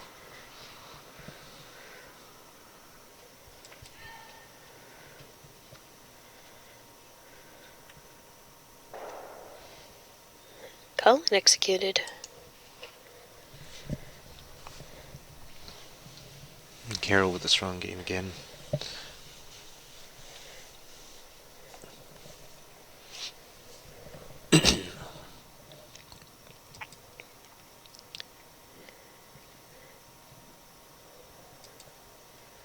So Jen's going to replace the guard. Again, like you said, if it's over buried, it'll give you an opportunity maybe to tap yours that's frozen and dislodge them.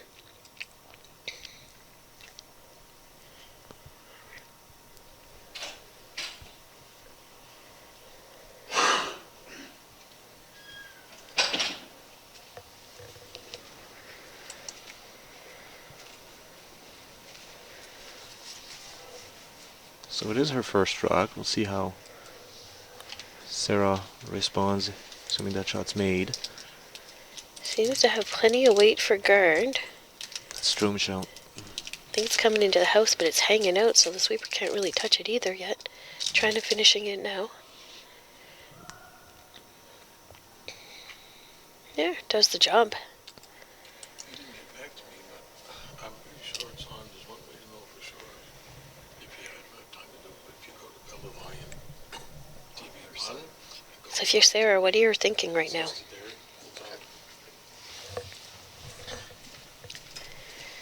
What are her options, Demya?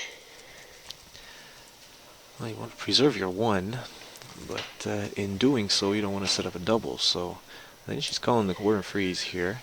See, the obvious shot, of course, for Armstrong would be, if this shot's not thrown, to be perhaps a tap or trying to make it a little bit difficult on Sarah's score.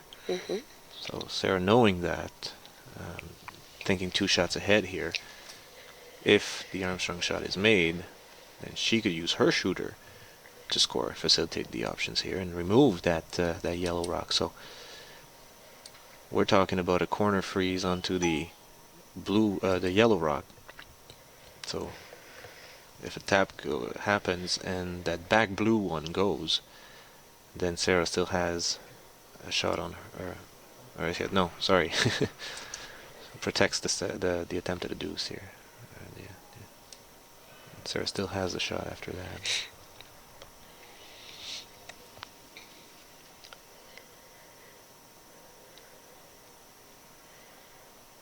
They haven't thrown this turn in a little while, but it seems a bit strong. Yeah, she might nudge that yellow one there. Oh, she did. You guys can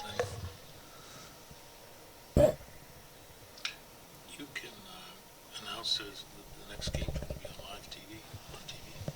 Oh, and we were just getting the information here that the final game is going to be on live TV as So the broadcast option is there, but if you turn on the TV1, I believe the name of the channel is, you'll be able to watch the Scotties final.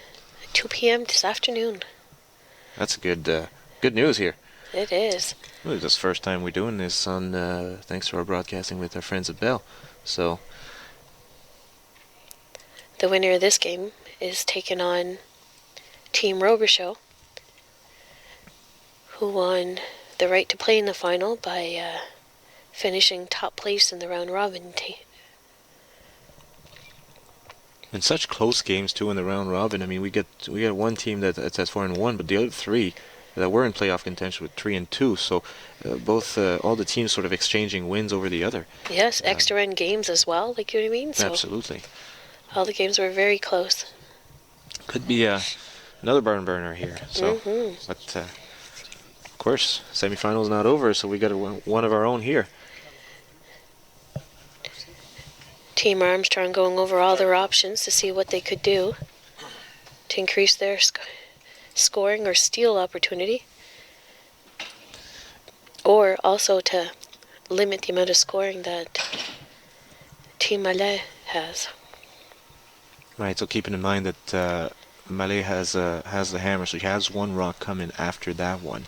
So of course you're looking at the angles here, probably looking at hitting very thin on that first blue rock on the left, attempting to remove both blue rocks on the 4-foot area. So that would make it double. Problem with that might be that you're leaving a free draw for 2 on the sorry, a free draw for 1 or a double for 2 for Team Blue there.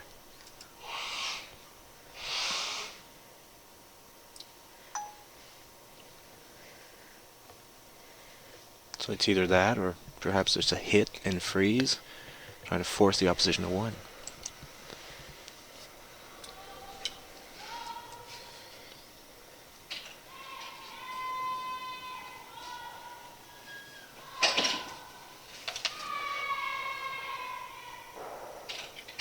Oh, she got rid of 2 of them.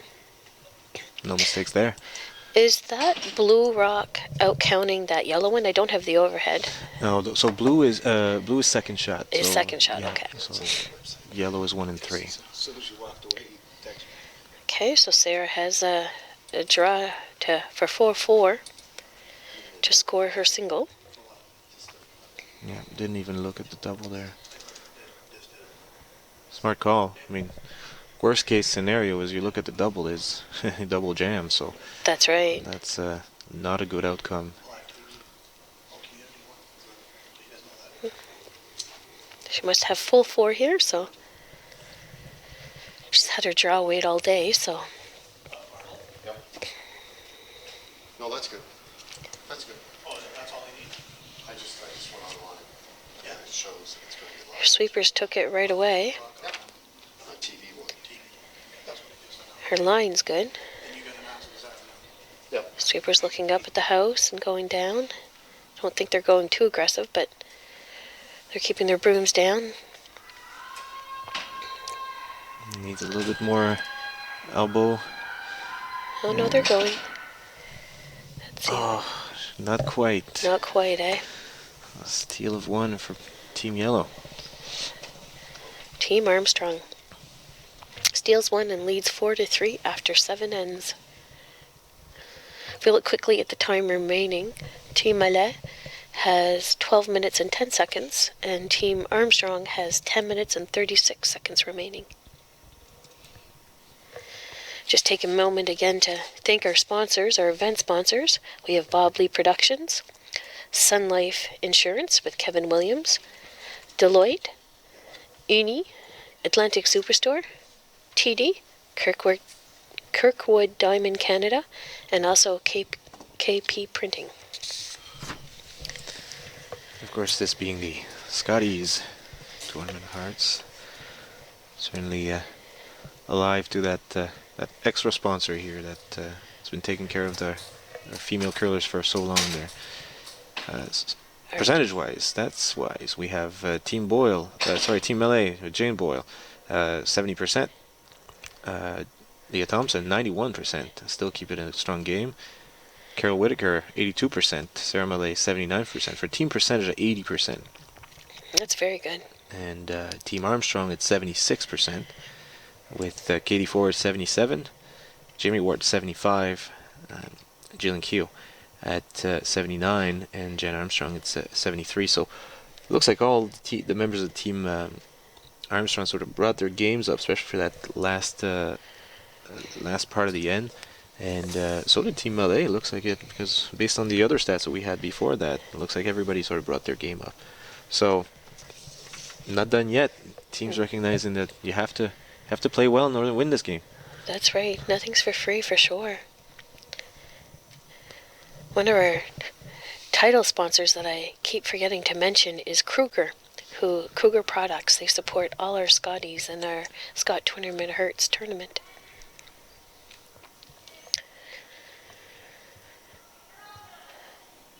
So Jane just threw a corner guard and it just slipped into the house slightly, so Team Armstrong is going to remove it, or has been asked to remove it.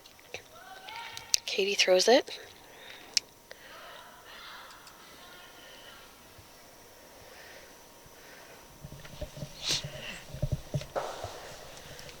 Katie hit that and she's rolling across the house to the tee line on the other side.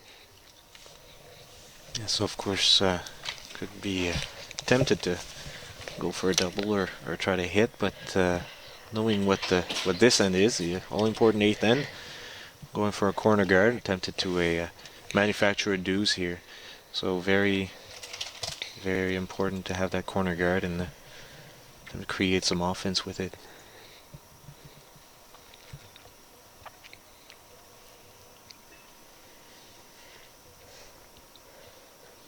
Good placement here. That was excellent placement. Halfway between the hug line and the house, just outside the 4-foot line. Team Armstrong is looking to remove it.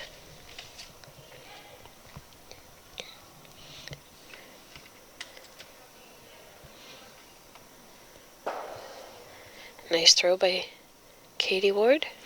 Or not Katie Ward, Jamie Ward.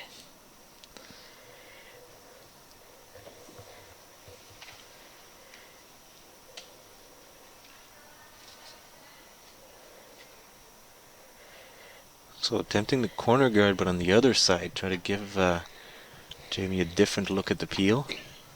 Which is good, because I think on this side here, there's opportunities for catchers and stuff like that. So you never know what's going to happen.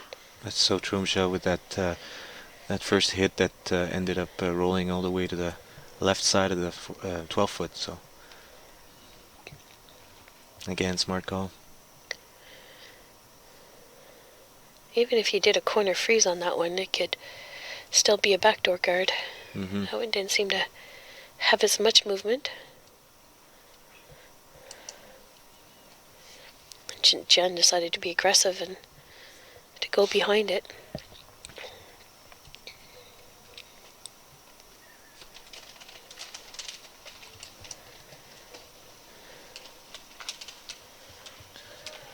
Being the team without the hammer, makes sense to come around the center guard, even if it's not your own.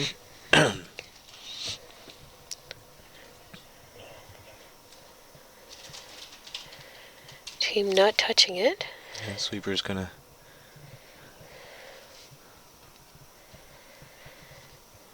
leaving that one alone. So it's a freeze, or I guess it sort of rests on that back yellow one in the back 8. So opportunity for Sarah to ask for a come around from Leah. We know Leah's ability and her percentages is Not making any misses? That's right, exactly. So if you're looking for a good time to call a shot that you really want it made, Go to your strongest player. that's right. So look out for the late break there. That's the curly side. Sweeper's working hard on this one Yeah. to get it by the guard. Curling so much with that lefty intern, eh? Yeah, it does. Wow. Shot looks like even overburied. Sticking out the other side.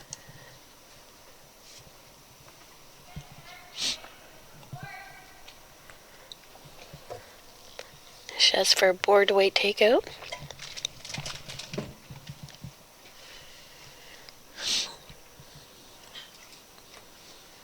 So Jillian with the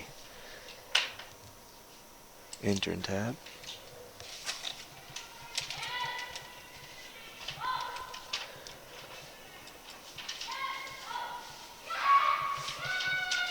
That rock, once it decides to break, it breaks. Yeah, sort of one anticipated.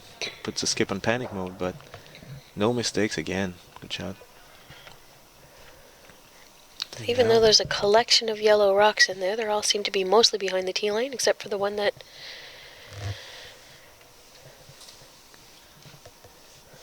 I believe she's removing this one, is she? Or is she drawing a draw? No, she's still going for the come around, I believe. Still coming for the come around?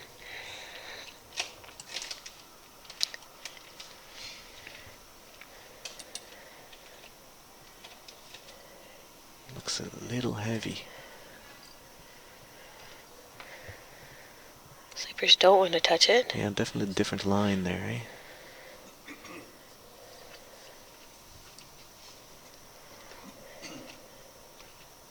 Well, the difference just with weight, eh? Yeah, and it's such a tough shot as you figure, okay, well, if it doesn't bury quite fully, then you're creating a jam opportunity with those back yellow ones. But at the same time, it makes you wonder if you call to come around on the other side, then you might be stuck with the freeze worst case scenario, right? Mm-hmm. So Jen's asked for to come behind the blue one using the other turn, but I think she just wants to be top 8 foot Yeah, that's right. to prevent Sarah from trying to go behind it again using that same turn. Yeah, so you'd be blocking the come around attempt and the freeze by placing your rock in a good position here.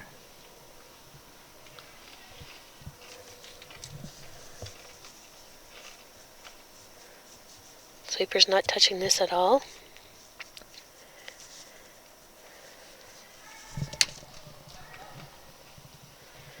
Rock just above the pin.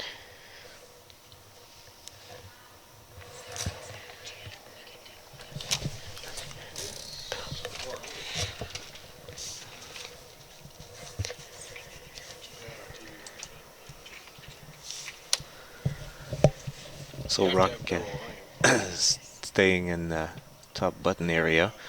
See if Sarah could try to tap or just a freeze attempt. Sort of almost have to go with the tap now, or else Jennifer's just going to guard it. Rock not finishing. Still a good shot. Yeah, freeze not bad here, just maybe a hair of a tap, but It's fully open, so Jen could do a tiny hit and a tiny flop.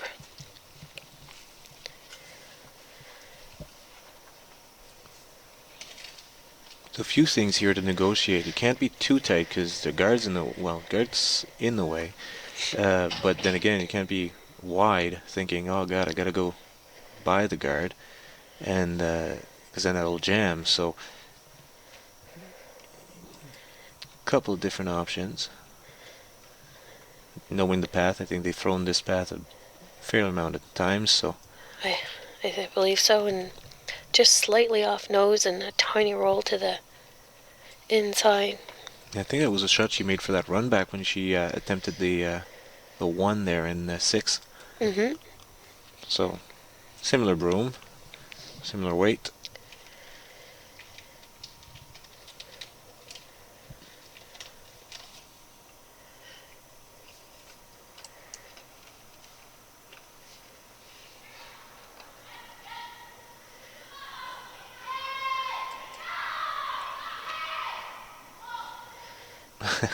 On and off, so they must be close. I think they just want it perfect. It's got to curl a little bit more, though, to avoid the jam. Wow, good shot. That's good. Team Armstrong sitting 3 here. Mission accomplished. Decision time for Mallais.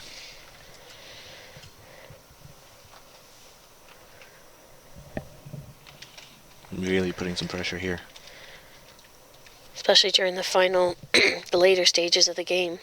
Jane is sitting in the hack letting them know how much room they have. Sarah knows what she has to do, puts the broom down. She's been very decisive this game. Yeah, that's for sure.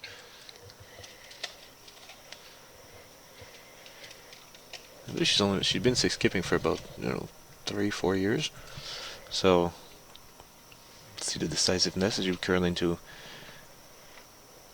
a number of spiels and of course a couple of appearances provincials.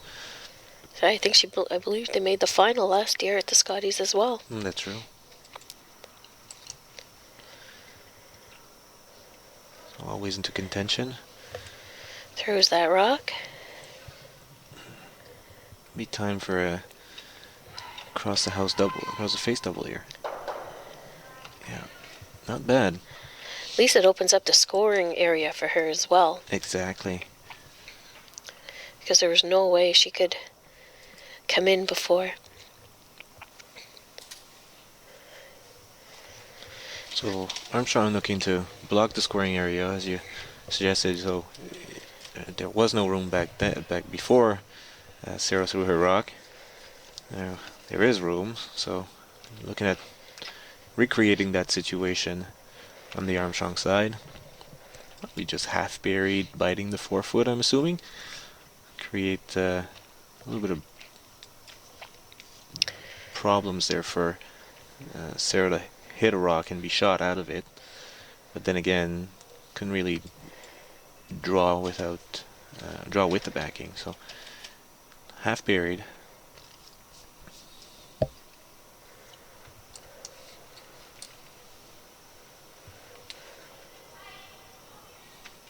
The sweeper signaling that there's plenty of weight, but It's starting to move now. yeah, it's curling a lot. Reconsidering their position here. Yeah, keeping their brooms down, dusting it. Right. That looks really good. Very good shot. Yeah. Forces Sarah to the draw. She'll need full four, or a really good bite of it. Yeah, so that last rock, they're just, perhaps if you want to be picky about it, of course, I'm sure they're all happy about the fact that they're forcing Team Mallais to 1 point.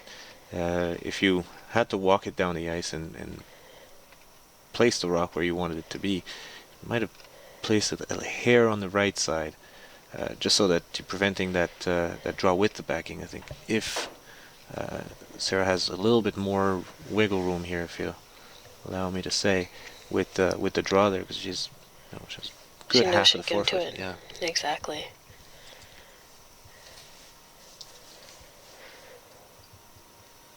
But she's had her draw weight all game.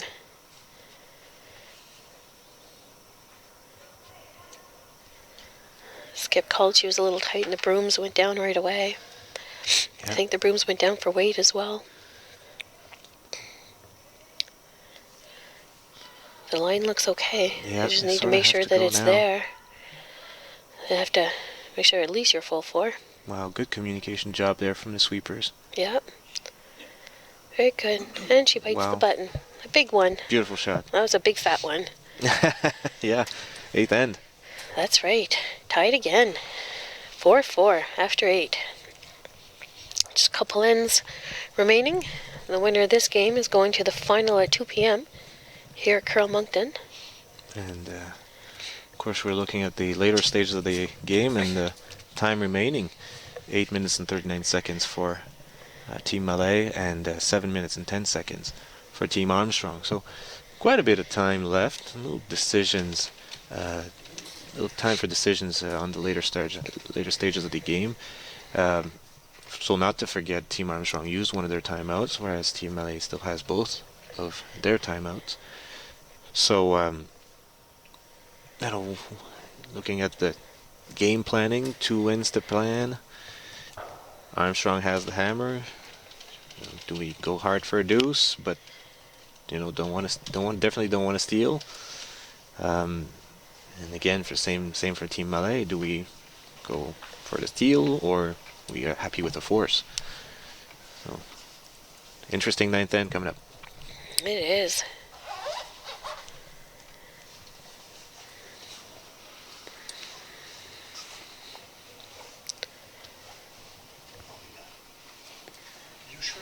It seems more and more with the coaching and with the data that is being gathered throughout the season or seasons when the teams stick together for more than one season, then you sort of get to know what they're good at or how much success they have in one situation or another. So it comes back to that old question: is do you want to be, up one without or down one with the hammer? So that might be the situation we'd be looking at coming up in the 10th end. So, you know, as we play the 9th end here, teams should be alive to that issue, know what type of strategy they want to adopt in order to create the 10th end situation they're the most comfortable with. Jane just placed a perfectly placed height center guard, and Jen has asked her lead, Katie, to come behind it. So Rock's hanging out just a little bit. But being a left-handed thrower, they finish hard. Yeah, we've seen that a few times, eh? That's amazing.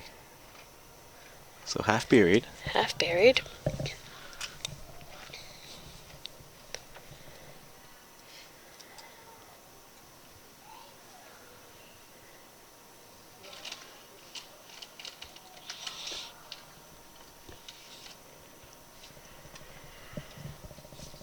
Sarah's deciding whether she wants to freeze to it or hit and tiny flop. I think she indicated for a hit and tiny flop. She must be using hackish weight, I believe, with that broom. Yeah, because usually for the come around on Jane's, she had edge of the 8, so Well, it seems like draw weight. It's probably a freeze. yeah. Either a freeze or just maybe a tap. Yeah, a freeze That tap makes with a sense, tiny yeah. inside roll. Good throw, definitely. Weight So management's move it good. behind the house, yeah. Nicely executed. Yeah, taking advantage of the sweepers and good line call, creating a jam opportunity as possible. Jen's going to remove this one. Yeah.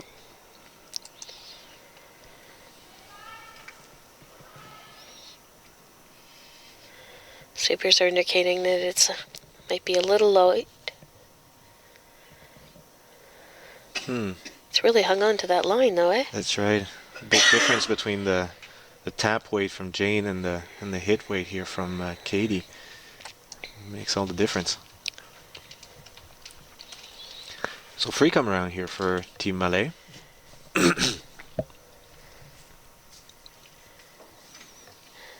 So we have Leah throwing her first stone.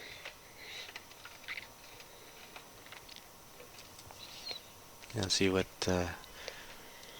Jennifer's broom for Jane was edge of the 8 for the come arounds, and now of course see a little bit more from Sarah to Leah, who is a left-handed pair of players. So a little bit difference here, especially with the little bit less rotation that Leah has. Sweepers hard at work on this one to try to work it to get it in. It's hanging on to that line. Took a long time to come over that one. A little late. Put the sweepers to work. That was really good sweep. Got their nice rosy cheeks to prove it.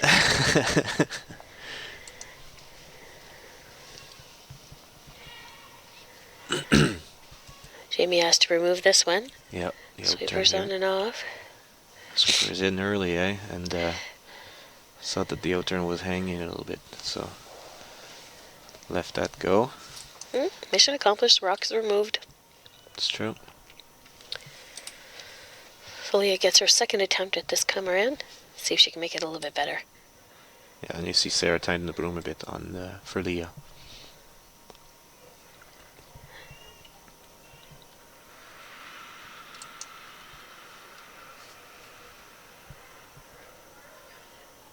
A little bit more weight.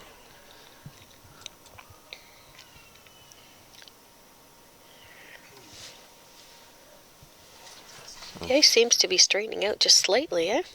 In later ends. Yeah, I don't know what it is. If it's just difference in weight or difference in path, or definitely considering the freeze here now. So Yep. it's not about outcome. Backdoor guard. That's right. So Jen's decided to come around.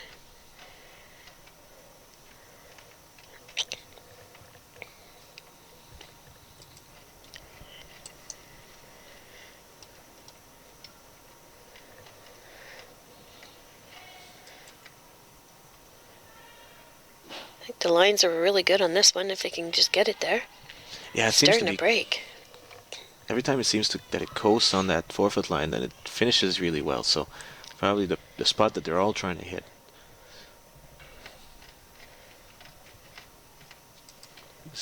Sweepers worked hard on that one too. That's true.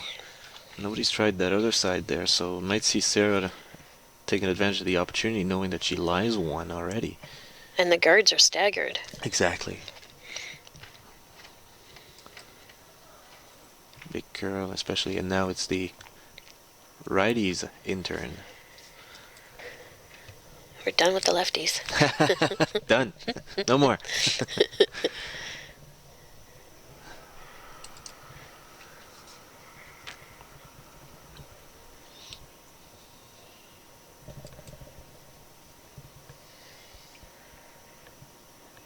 So Carol with the intern come around. Looks fairly good, and it's starting to curl now, so Sweeper's not touching it. just Oh, there waiting they for the go. right time. Making it Yeah, really maximum finish, yes. Oh, Wow. nicely done. good. Yes, beautiful shot. So the idea here is you got two guards, and they're staggered, and you're overburied, so you can't really access it with a hack waiter. So only shot left is the peel or the run back attempt. I think with the staggered effect, the run back might get it. Mm-hmm.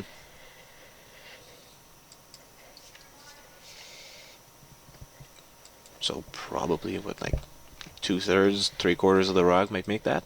I think so, eh?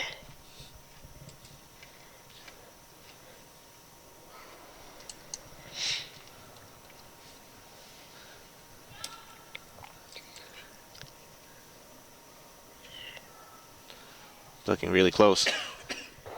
Wow. There she goes. Oof. Oh, and got the nudge. And frees up the... Unlocks the back as That's well. right, exactly. That was a great shot. So double PO run back and unlocks the back. That's 3 shots in one. Hope you got full points on that one. Hope she did. Bonus. Bonus Exactly. round. Stuck the shooter. So Carol's going to remove this one.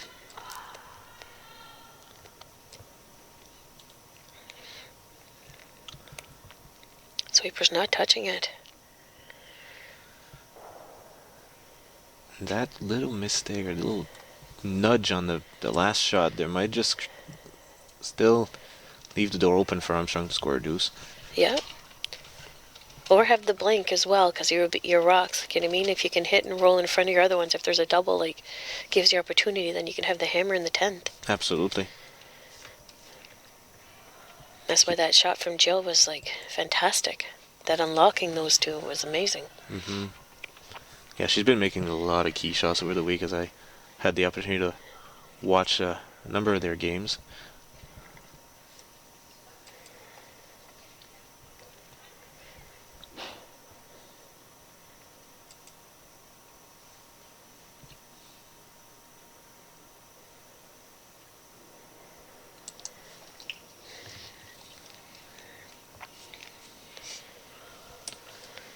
That's what you want with a good mate, eh?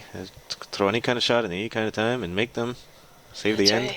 right. Gives you lots of confidence, saying, "Hey, I know if things get a bit messy, they can help me take us out." Exactly, especially as the skipper goes to That's throw right. and plays a pressure situation type of shot. So they lose the yellow one at the back, but I don't think they're too concerned about doing that. I think they're happy about it. Yeah, exactly. Keeps the blank alive. Like it was so, like, you know what I mean, from having guards to rocks in the forefoot and then the back 12 to a single rock in the game. Yeah. Rock in the back is always a jam opportunity, so want to eliminate that option. Certainly one rock to hit. Easier than one rock to hit and negotiate a port. So Sarah has the open hit here. Just like to hit nose or maybe roll the center slightly. Yeah, make the blank attempt that much tougher. She might roll a bit. Roll a bit to the Stick outside, around. but she'll hang around. Those nasty little biters. Oh, Oh, is she out? we'll see. Yeah, no, she's out. And Jen's making sure she goes to the open side. Yeah.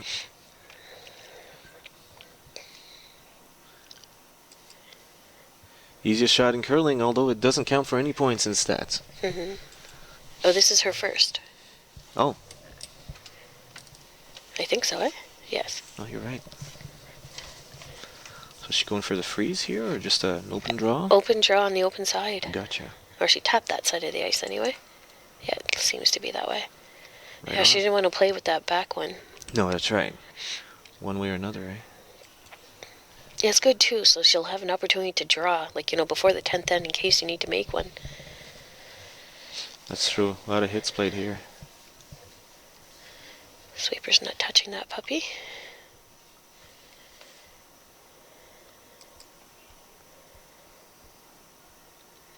Press just back 8, back 12.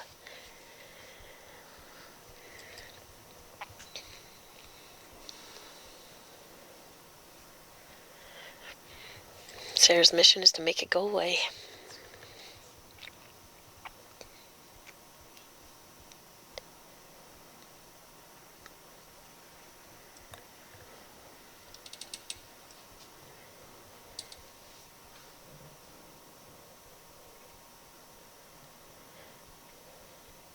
And again, as we approach the 10th end, we just want to remind the viewers here that we'll have a final that's going to be broadcasted on TV1. So And on the webcast as well. And the webcast, right? So it's just another way to view this for our Bell Line subscribers.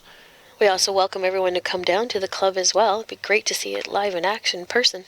Yeah, and we've had such good crowds too to come down to watch the games. Not just the parents or the families or the husbands or the children. It's just also a lot of people that are enthusiasts and members of the club that simply want to enjoy the live action. You got a great view. You got the cameras that are overhead on the away side, so I don't have to worry about missing any part of the action. And I believe they're also playing the webcast downstairs as well. Right, that's right, with the TV that's in the lounge. So can't miss anything. So you'll even have us. So Jen getting set to throw her final stone. Looking for the blank here and have hammer in the 10th end. Gotta make it go away though.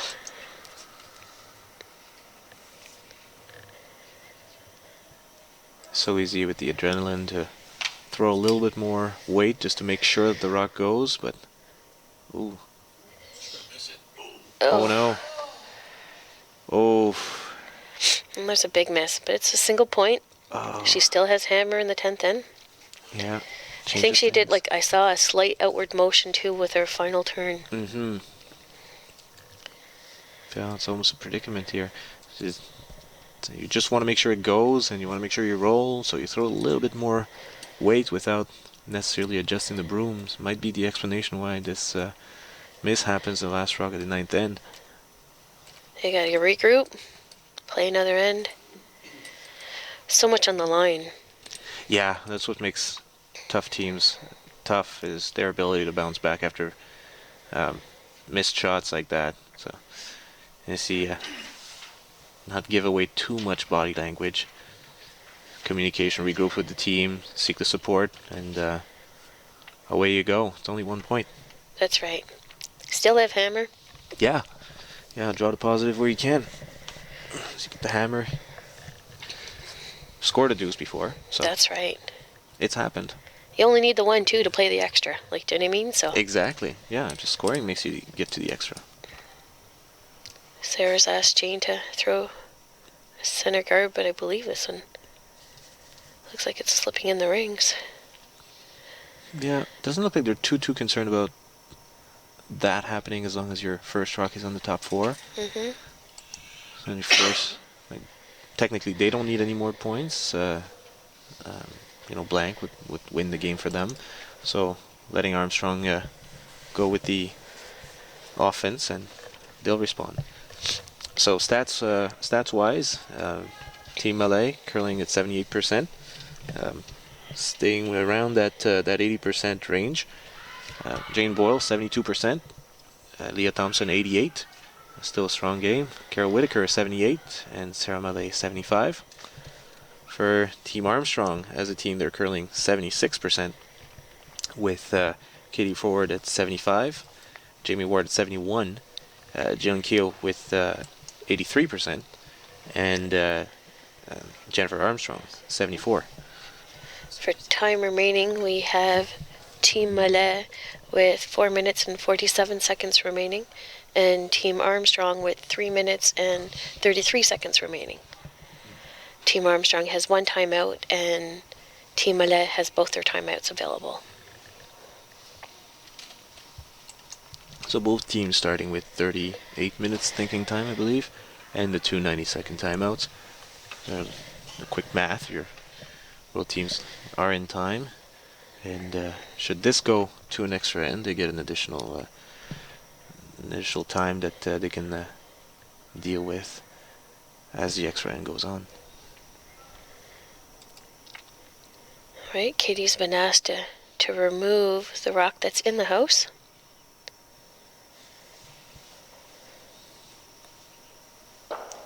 So It's that on the nose. Benefit of the long guard here. It's easier to come around. Also easier to hit the rocks that are come around. That's right.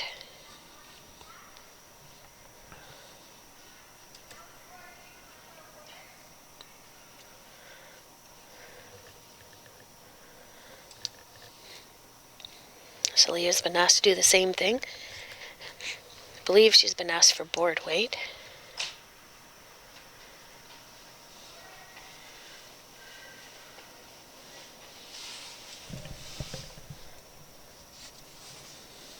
Pressure's not touching it. It's making contact, but it's definitely going to roll away.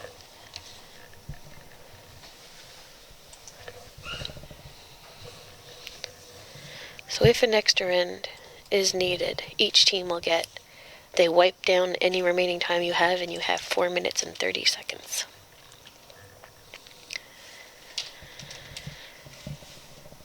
So Jamie's been asked to come around those guards to see if we can set one better. Sweepers have walked away from that one. Yeah, so tough because Jamie hasn't thrown a draw in a while, so adjusting to that is a little bit tough, a little bit of a challenge. Sarah's able to sweep it out, still hang around in the back line, but it's definitely not in the rings. So Sarah has her attempt to come around. And it's sort of the risk that you're taking too, as the team with the hammer. You have to ignore the rocks in the house and try to go for the come around, manufacture your deuce. So without the hammer decision time, you've got a rock in the house. You can put another one in there, force, or create a steal opportunity, or, as Sarah is doing, peel the guards that are the origin of the deuce, and then get your extra end that way. Don't know if this will come over.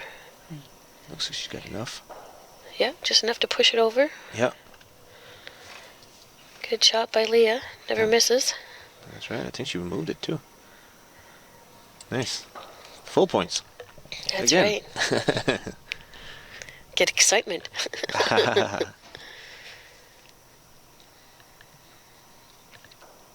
So Jamie's going to try another attempt for the draw behind the corner guard that's remaining. Yeah, this time coming around the corner, which is the yellow corner. So again, it looks a hair heavy. Sweeper's not touching it, but at least they haven't walked away from it this time. No, that's right. There's not more discouraging when, like, you're halfway down and the sweepers have given up on you. Yeah. Well, looks It's like a little lighter, but it's hanging around. Yeah, Back 12. Back 12 lighter. So she's number 2. Could count later on.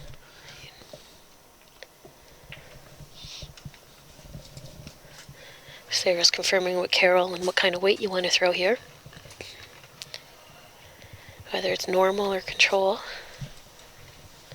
So looking at the possibility to come around that corner guard and tap that yellow rock at the back. Problem if you do that, even if you make it perfect, if you stick, then you might create a freeze opportunity around the corner guard. So Or a backdoor guard. exactly, precisely. So Sarah going for the straight come around, sit your deuce, force the issue, and perhaps get a freeze out of freeze attempt out of Team Armstrong, and then start hitting some yellows out.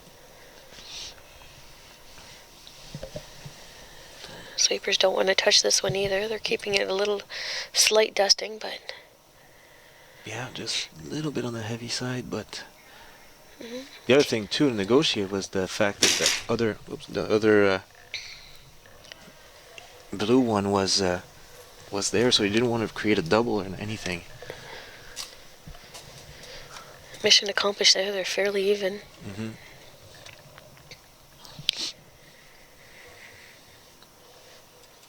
Jen's going to try to get this one removed and do a slight roll to the outside behind her corner. This way here she'll be in front of the tee line as well. It's moving early.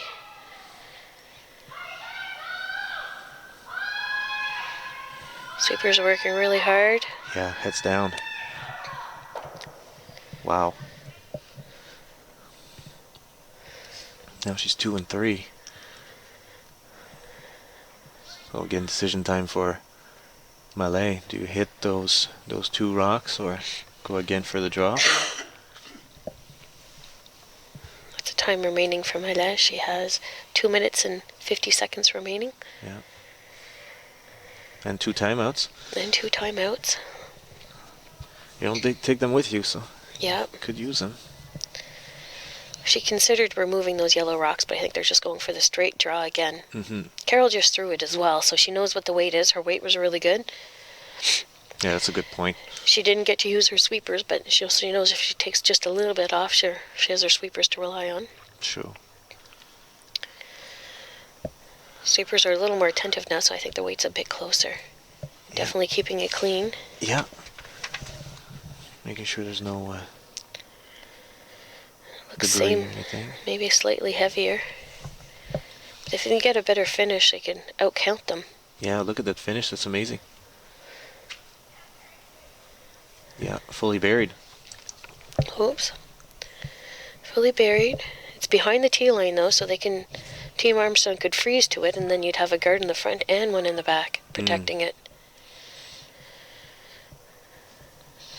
And she's just seen Carol's throw, so Exactly. nowhere to put the broom. They'd be timing that rock as well, so they know exactly what the speed is. For sure. That's something I wish I had a stopwatch today. I was like, oh shoot, I forgot one. Meant to take it out of the car. So, sweepers on and off. They got plenty of room behind the guard. The weight looks really good. It's over curling. I think they missed the line call on that. Oh, it should be fine. Yeah, she tapped it just a bit. She's splitting the tee line though. Yeah, it's almost like she saw the opportunity to tap it and get 2 out of this, or put it in a position where the other yellow would have been number 3 as opposed to number 4, but nonetheless, really good shot. Fully buried. Yeah. No way to hit it. Sarah's looking at coming down right to it.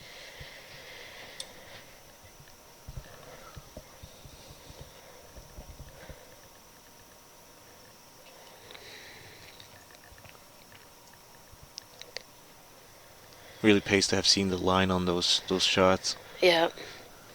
knowing how it's going to curl, when it's going to break.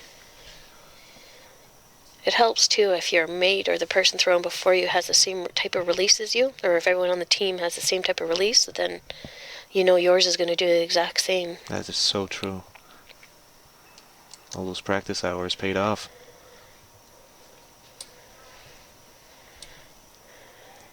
Sweepers are up and down on this one. Jane's doing a heavy clean.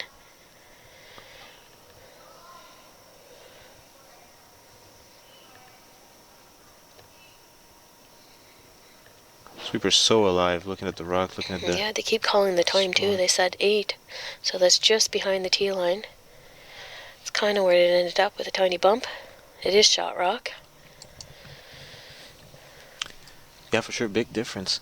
And with the bump, that's what they're looking at, I think. They're I think wondering. Jen's looking to see who's second shot, if it's blue or if it's yellow. Can you see on the overhead? Just It's hard to waiting say. until it comes down, but it looks as though it might be blue, but won't quite have the full overhead yet.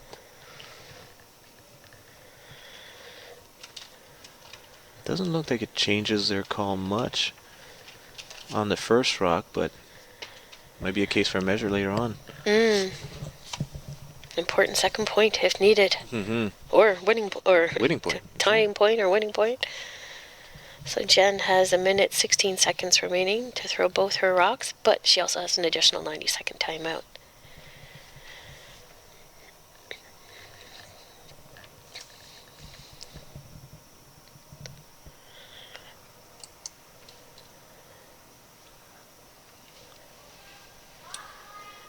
Minute and 22 seconds on the Mallais side. Sweepers down on this one. Seems to be curling. Yeah, it looks like they're going for the tap.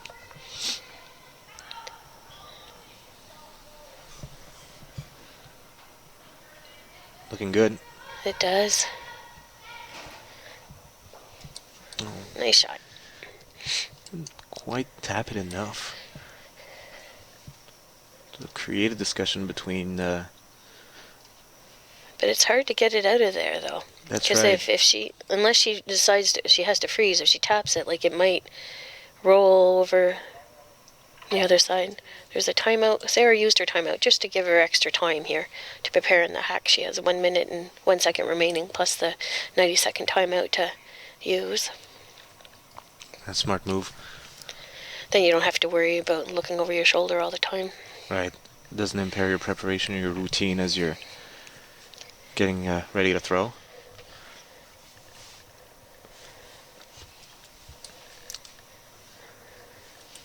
Big shot again. It is.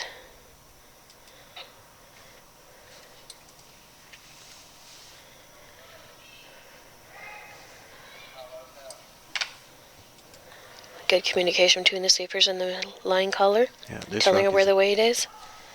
tell this rock's not about to pick. They're really good on the cleaning. Calling the tap. Wow. There. That's a really good outcome when you look at it, because that double isn't going anywhere. It doesn't No. look like they can score more than one. No, you So- can't. Especially with that rock on the edge as well. Exactly. On the other side of the house where Jill's holding her broom. So no discussion, just not Draw to the 4-foot. Exactly. Keep your team alive. That's right. She has 30 seconds remaining. Surprised they didn't call a timeout. Lots of time though. She just has to let go of the rock and then we're good. Funny enough, she made that shot in the fourth end for the deuce. That's right.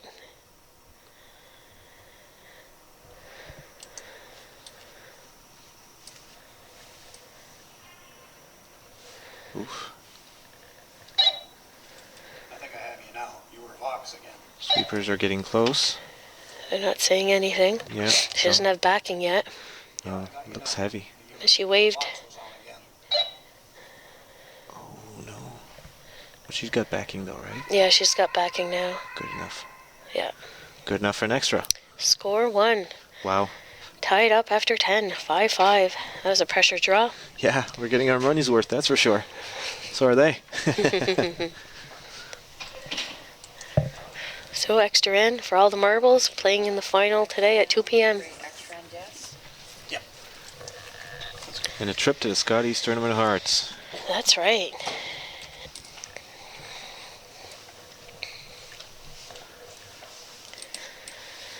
So the teams have a little bit of a mini break here. They get to regroup before they start the extra end, and each team will have 4 minutes and 30 seconds and a timeout. And consulting with the coach on the Armstrong side. Sure, Team Mallais is definitely communicating, changing in the ice as the game progresses. Perhaps just a little bit of strategy discussion, making sure that you're in a position to score with the hammer. That's right. No more forcing here. You got to score or you got to steal. We might as well, the teams have individual sponsors as well. So for Jennifer Armstrong, Team Armstrong, their team sponsors are JD Irving, Hack to Hack Solutions, Curling Zone, and FSI. And on the Malay side, no sponsors. No sponsors are listed? Okay. But I'm sure they committed a lot of efforts and time and money on their side, so almost like the common law or anything, they're the sponsors too. That's right. Whatever they can't do, they have to delegate. So Everyone's supported by their families as well. yes, just because you don't have support doesn't because you don't have sponsors doesn't mean you don't have support. No, that's right. Curling community is really good too. Well, everyone has strong support from their home clubs and their families. That is so true. Just getting ready here to start the extra end number 11 at the semifinal of the 2018 NBCA Scotties.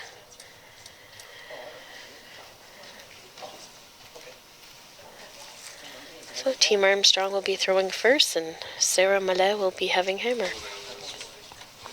Yes, and again, well, kudos to our organizing committee and the people that are making this possible. Like we're seeing an extra end semi-final, but it wouldn't be there if it wasn't for ice conditions, the officials that are there, world-class official, our Bell Line to broadcaster. Again, the final on TV, first time with the partnership with Bell. Just a lot of effort going into this event. So props to the volunteers, and it's not just rocks and brooms. No. Jen called for center guard, and Katie delivered. It's perfectly crossing center. It's good placement. Likely going to see a double guard here.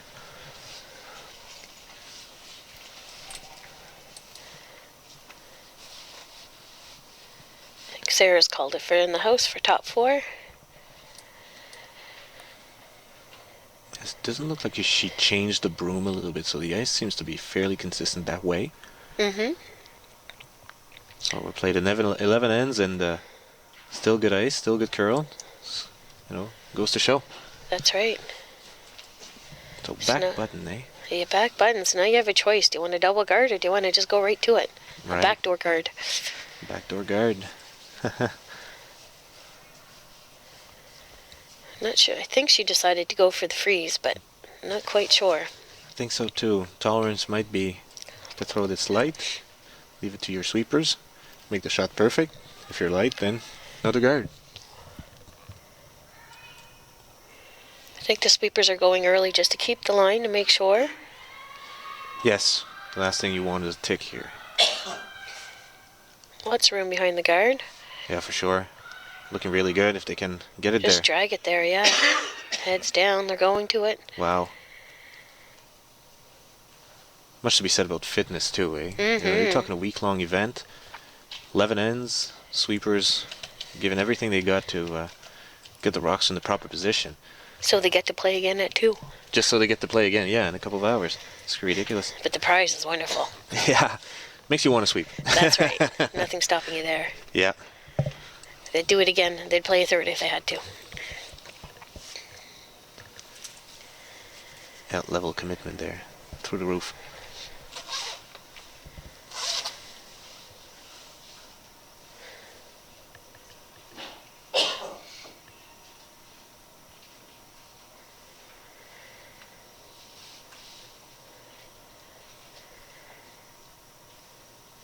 So Jane coming around, protecting her own rock there. Yeah, interesting setup now with the It is. It's two not a guards. clean end for sure. No, that's right. Everything is lined up to center. Mm-hmm. So Jen's asked Jamie to try to freeze to it using the other turn. See if you can surround that blue. And eventually use something to knock it out if you can, or freeze. Jamie's in turn here, on the curly side. Sweepers are on it, but maybe look at a second option here without the hammer. Oh, if they roll it off too, like it's still very usable. That's right. You can promote it. Mm-hmm. Yeah, 3 guards without the hammer. Not a bad situation. But you still got to be shot. That's right. So Sarah looking to get some input from her players. Do you want to starting to do some cleanup, or it's tough when you have shot rock, but it is behind the button. I think Jane's going to go down to talk to her, just have a quick little chat, find out what their strategy or their goal is.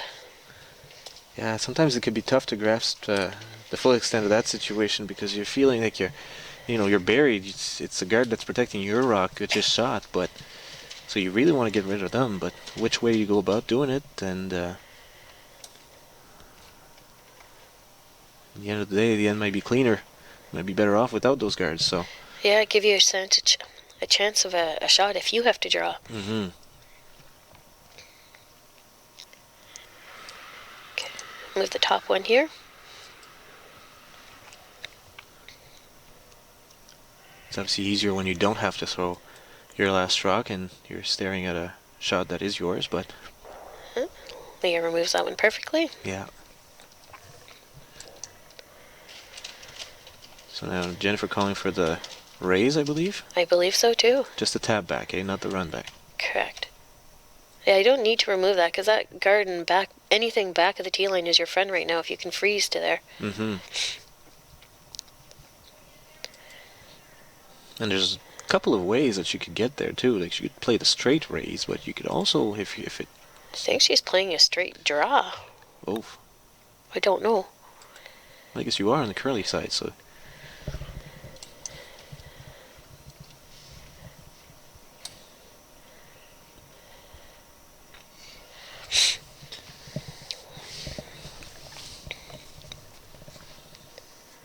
Sweeper's not touching this. Mm-hmm. Might want to stay close in case it breaks there. See, the curl is coming up. No, not enough. Yeah. Just a little bit less weight, I might have got there. That's right. Yeah, so the shot was there because they weren't that close to the guard either. No.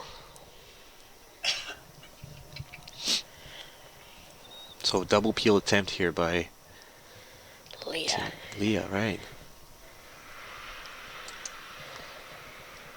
Again, strong game.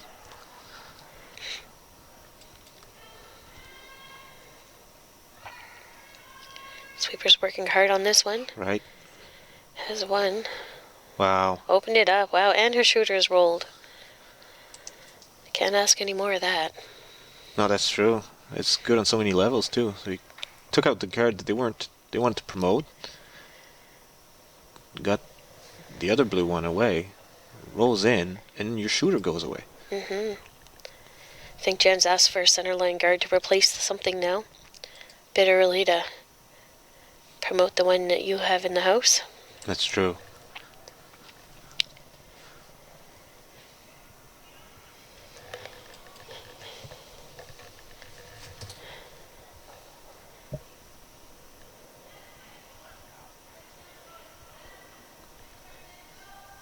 Sweepers working hard at this one to try to get it over. Get it as Yes, close to center as they can. that's right. It wasn't just weight. No. It's really high. It's so hard when you're throwing a guard. Like, you want it to be so perfect, and you're so scared to be heavy. Mm. Sarah's going to remove it.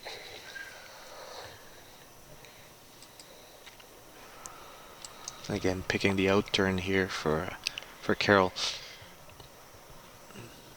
You ever looking at the other turn, you'd be possibly facing a jam or a redirect.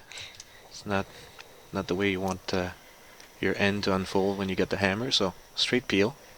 Not looking to do too much with it.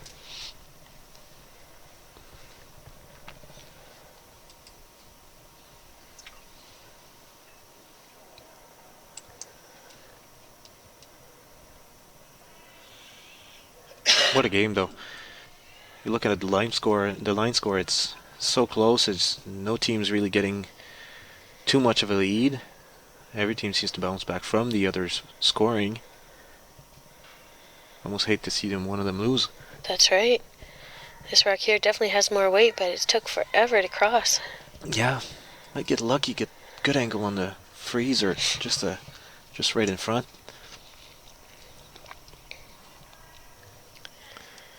So now the idea is to remove those rocks, but what do you do with the shooter?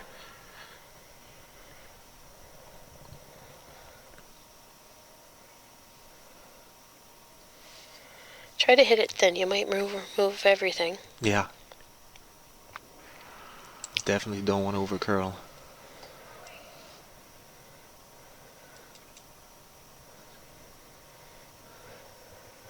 Probably had that in the back of her mind. Yeah, she already says, I'm not going to overcurl. Just removes one of them, but That's fair. that's a good shot. Yeah.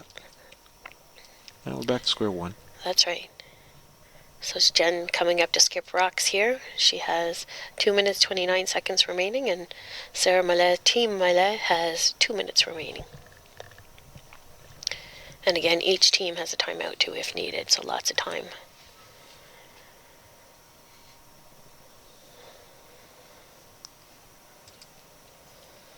It's so important when you look at Jennifer Armstrong making her way to the hack, is to slow things down, get that extra breath into you, and just prepare for the shot, not rushing to it. Sometimes she's done very well, but both teams have done really well over the course of this game. She seems to be more relaxed with her draw weight, like almost knowing that she needs to calm down before she throws. It's with the heavier weights that she's been doing something with the releases sometimes. That's true. Yeah, I didn't notice that. That's right. So tightening the ice on this one, eh?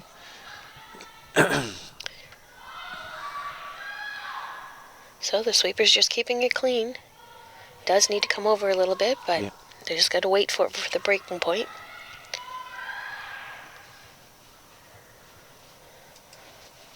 Oh, might have overcurled just a bit. Not quite there for button. Makes it interesting though, because it's still open to tap it if you get the opportunity. And to make the double go away is difficult without jamming on the blue one now.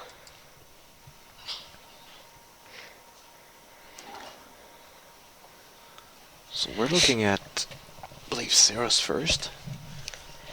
That's correct. She has 1 minute 31 seconds remaining. The team's going for a quick consultation of where they want it. So we play this out. See, she makes the double, like just nose double. See, I don't know how much space there is between the second rock and between the two rocks that are close to the forefoot and the button. One seems to be biting the button and the other one's back, or biting the forefoot and the other one's back button. But I think she's just throwing a guard here. Right.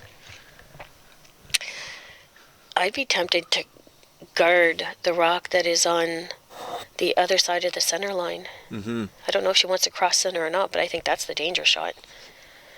Yeah, it looks like if you clear those two yellow, then it makes it that much easier for Jennifer to draw around the shooter, or whatever you just threw, That's correct. and freeze to that button. Good point.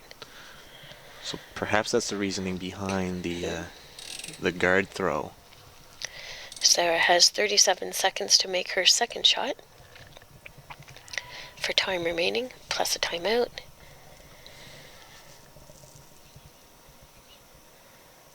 Just a hair heavy. Gonna rub on that.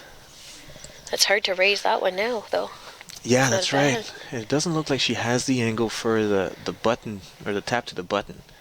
That's right. So we might be looking at an outside double Yeah, that's correct. from the one Sarah just threw. There's like 1 minute 21 seconds remaining for Team Armstrong. Because it's really back button, and we're talking about almost to the pin is shot rock here on blue. So definitely have to do something with it. If you get them out, then yellow's sitting 2 on the center. One's biting the forefoot, and tough draw. That is a very tough draw.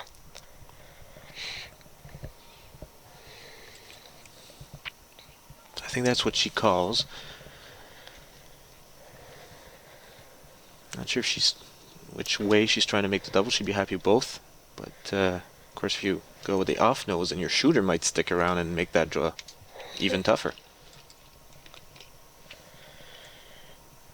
She has lots of time to make this shot. There's 27 seconds remaining. As long as she lets it go, we're good.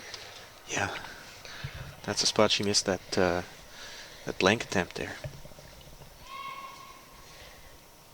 This is curling. It is curling. Oh no. Oh.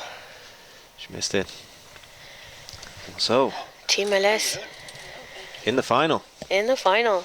Wow. Wins with a score of 6-5 after 11 ends. What a game. It'll be a great final at 2 p.m. against Team Robichaux. Yes. Again, on TV. On TV, live webcasts, and live at Curl Moncton. One.